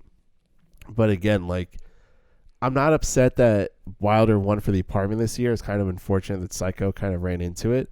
But again, where's the love for Psycho? Should have been there. Like, no Anthony Perkins nominated for that. Like, he was so good in that movie. Should have gotten like a supporting actor nom, I think. But that's revisionist history fight, whatever the fucking term is. Psycho should have gotten more.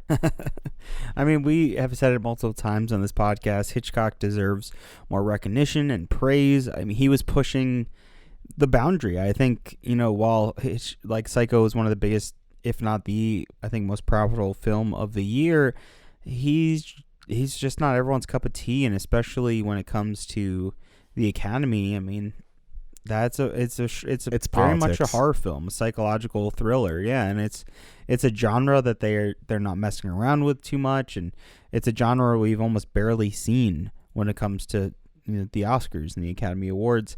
If you're interested to learn some more about that, check out our Halloween episode of Worthy, our Halloween special, or our episode about Rebecca, the 1940 Best Picture winner. Yes, even better. That's an even better reference. Thanks, Ben. Moving on to the Best Motion Picture of 1960. The nominees were The Sundowners, Sons and Lovers, Elmer Gantry, The Alamo, and the winner, The Apartment by Billy Wilder.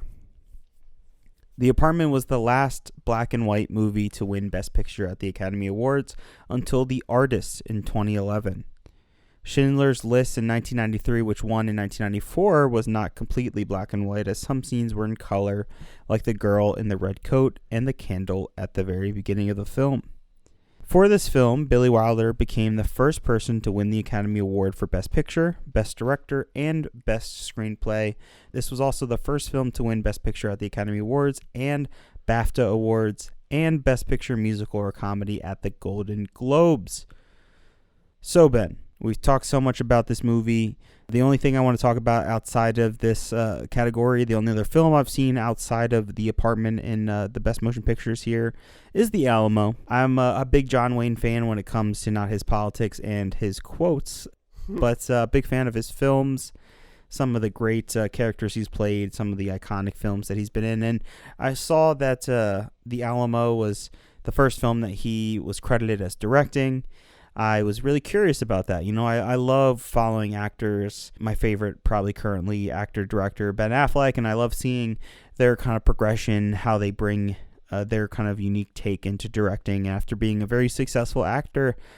And I gotta say, I was pretty let down with The Alamo. It's a very hoorah Americana film, and it shows its age a lot. It doesn't have the most exciting, dynamic war footage when it comes to the fighting and battle scenes. There's some charming moments. I think the best part of the whole movie is the color, the costume designing, and some of the Technicolor use. It was very vibrant and fun, but compared to The Apartment, not a chance. I think The Apartment is absolutely wonderful, Ben, but you tell me your final thoughts here. Yeah, I think that The Apartment stands out. Again, I think the only competition that I felt was deserved was Psycho, but Psycho's not going to be the Best Picture winner, unfortunately. So The Apartment, it's still like The Apartment. I would still give the win to, no matter what. So I love this movie. I think it's fascinating that it has 3 of the 5 parts of winning the Big 5 awards. So it wins for picture, director, screenplay, and it had nominations and probably should have been deserved wins for Lemmon and MacLaine, but they got beat out because of the politics and popularity contest. I don't know if that's the best way to phrase it, but the Apartment is such a fantastic movie, and I think that I just don't think there's enough like great things to say about it. I think I would be I think we had a great conversation about it, but I feel like we also could have done more. We could have been talking about this movie for hours and hours on end about it, and there's so much depth to it. The screenplay is one of the best ones I think we have encountered. It's so great, and it's so wise, a word that to take from the screenplay that is used constantly. This movie deserves all the awards and more. But let's get into some stats and figures about the film. So currently, the film has a 94% rating on Rotten Tomatoes with an average rating of 8.8. Top critics percentage is a 92 with an average rating of an 8.9. Audiences give it a 94, and they give it an average rating of 4.4, which is out of 5. IMDb gives it an 8.3. That 8.3, I think, has to be, if I let me do a little calculations right here, so to say. But that 8.3 is the second highest out of all the movies we've watched so far, behind Casablanca, which is an 8.5, and it edges out All About Eve at an 8.2. So we're talking about a really good movie right here. Metacritic gives it a 94, and again, it won 5 Academy Awards out of 10 nominations. So John has hidden his ranking, his rating for this movie. So I don't know what John's about to give this movie. I know that he really liked this movie, but John, you have the floor, you have the mic. You give me your rating for The Apartment. So I left this blank, and I left this blank in particular. Not only do I think The Apartment is my favorite film that we've watched out of any of the Best Picture winners, I think The Apartment is a perfect film, and it is my first and our first 100 What? out of 100. What? Okay. What? I'm the guy that goes crazy about the ratings. You're giving this a 100? I mean, I'm not gonna argue with. Man, now I feel shitty about my score. Okay, give me why. So you just think it's perfect? I think The Apartment's perfect. Okay. I think every line is here for a reason. I think every character and every actor that delivers their performance is so compelling and just interesting. I think when I talked about my girlfriend experiencing this is the first film that she begged me not to watch without her, that I needed to pause every time she left the room. It showed just how much this movie is not only just compelling, but it makes you care so much about these characters.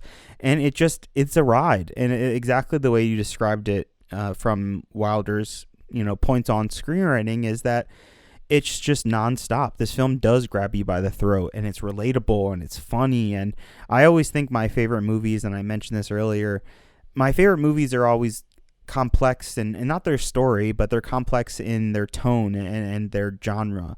One of my favorite films is The Shawshank Redemption, and I think it's hard to narrow down what kind of film that is. Is it a drama? There's a lot of hilarious moments in that. Is it, where do we kind of classify and define it as? And it's a story that I think anyone can relate to, and that anyone can find their own personal story and find their own relatable moments to. And I think The Apartment is the same exact way. I've never had someone cheat on me. I've never cheated on someone else, but we all are terrified of that. We all have worked for companies that we don't like and that we're kind of stuck in, and we wish we could go beyond. I've worked at the same corporate company for 5 years now, and I'm pulling my hair out trying to find something else and something that's different. And this movie hit home to me in that really personal level so much that it hit me more in my heart than I think I really expected. And looking at the poster for this film, it just shows a classic stereotypical, 3 characters or 3 main characters in the film in the shape of a key, right? They're all stuck in this shape of a key for the apartment. And just looking off the poster, I just thought about how, okay, this is going to be a screwball comedy, a romantic, comedy where you know exactly what's going to happen. But I couldn't have been more wrong. It was so compelling and twisting and turning, and I adore The Apartment. I do think it's a perfect film, and it is my first 100. Well, that's great to hear. I'm kind of at a loss for words because I feel like an asshole for putting a 94 down for this movie because I really don't, because I really was trying to find what's the fatal flaw with this movie, and there's really not a fatal flaw. I don't know. What can I take away? Not much. There's nothing really to critique it on. I'd like to say that there's one aspect that brings it down by 6 points. I really can't. So I'm tempted to move it up because now I'm thinking about the other movies I've ranked, and now I'm oh man, fuck it. All right, you know what? I'm doing it. I'm giving it the same rating I gave Casablanca, which is a 97.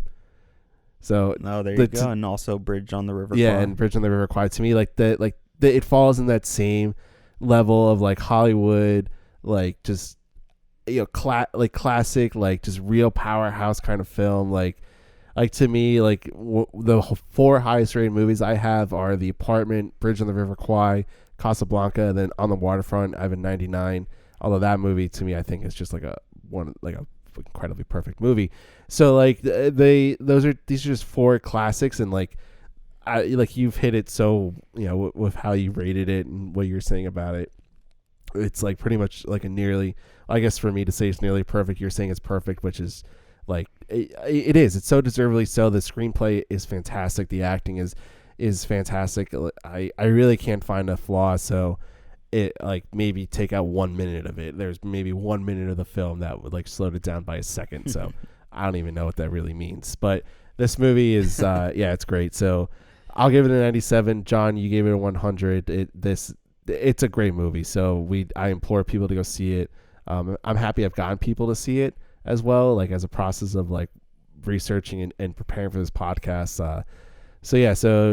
Really great. So John, your average rating right now out of the 33 films is a 72.666667, and I am a 75.57575758 is how that all averages out. So we're still like in that 70s range because of stinkers like Around the World and Gigi for me at least.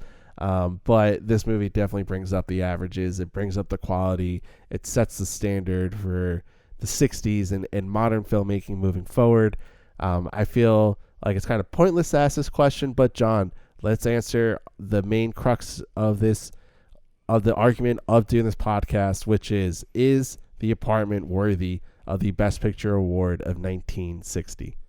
Of course it is. But, since we've just absolutely adored this film and talked so much about it, I'm curious if you had to pick, not in terms of what you like more, but what's more worthy for 1960, The Apartment or Psycho, even though Psycho wasn't nominated? I still think, I'm very quick finger trigger, but I'm going to say The Apartment still. I think Psycho, I love Psycho. Psycho for me is one of like my favorite films. It was an early formative film for my movie watching and film love, but there's a lot of great Hitchcock films that I think kind of overtake it. I still love Psycho for what it is. I love Hitchcock, but I think like my appreciation for like Wilder has grown more and more, and I think that it's more relatable. I don't think I can relate to Psycho at a personal level. It's just like so fringe, and it's so so like fantastical that's what makes it such a great movie to watch. But this has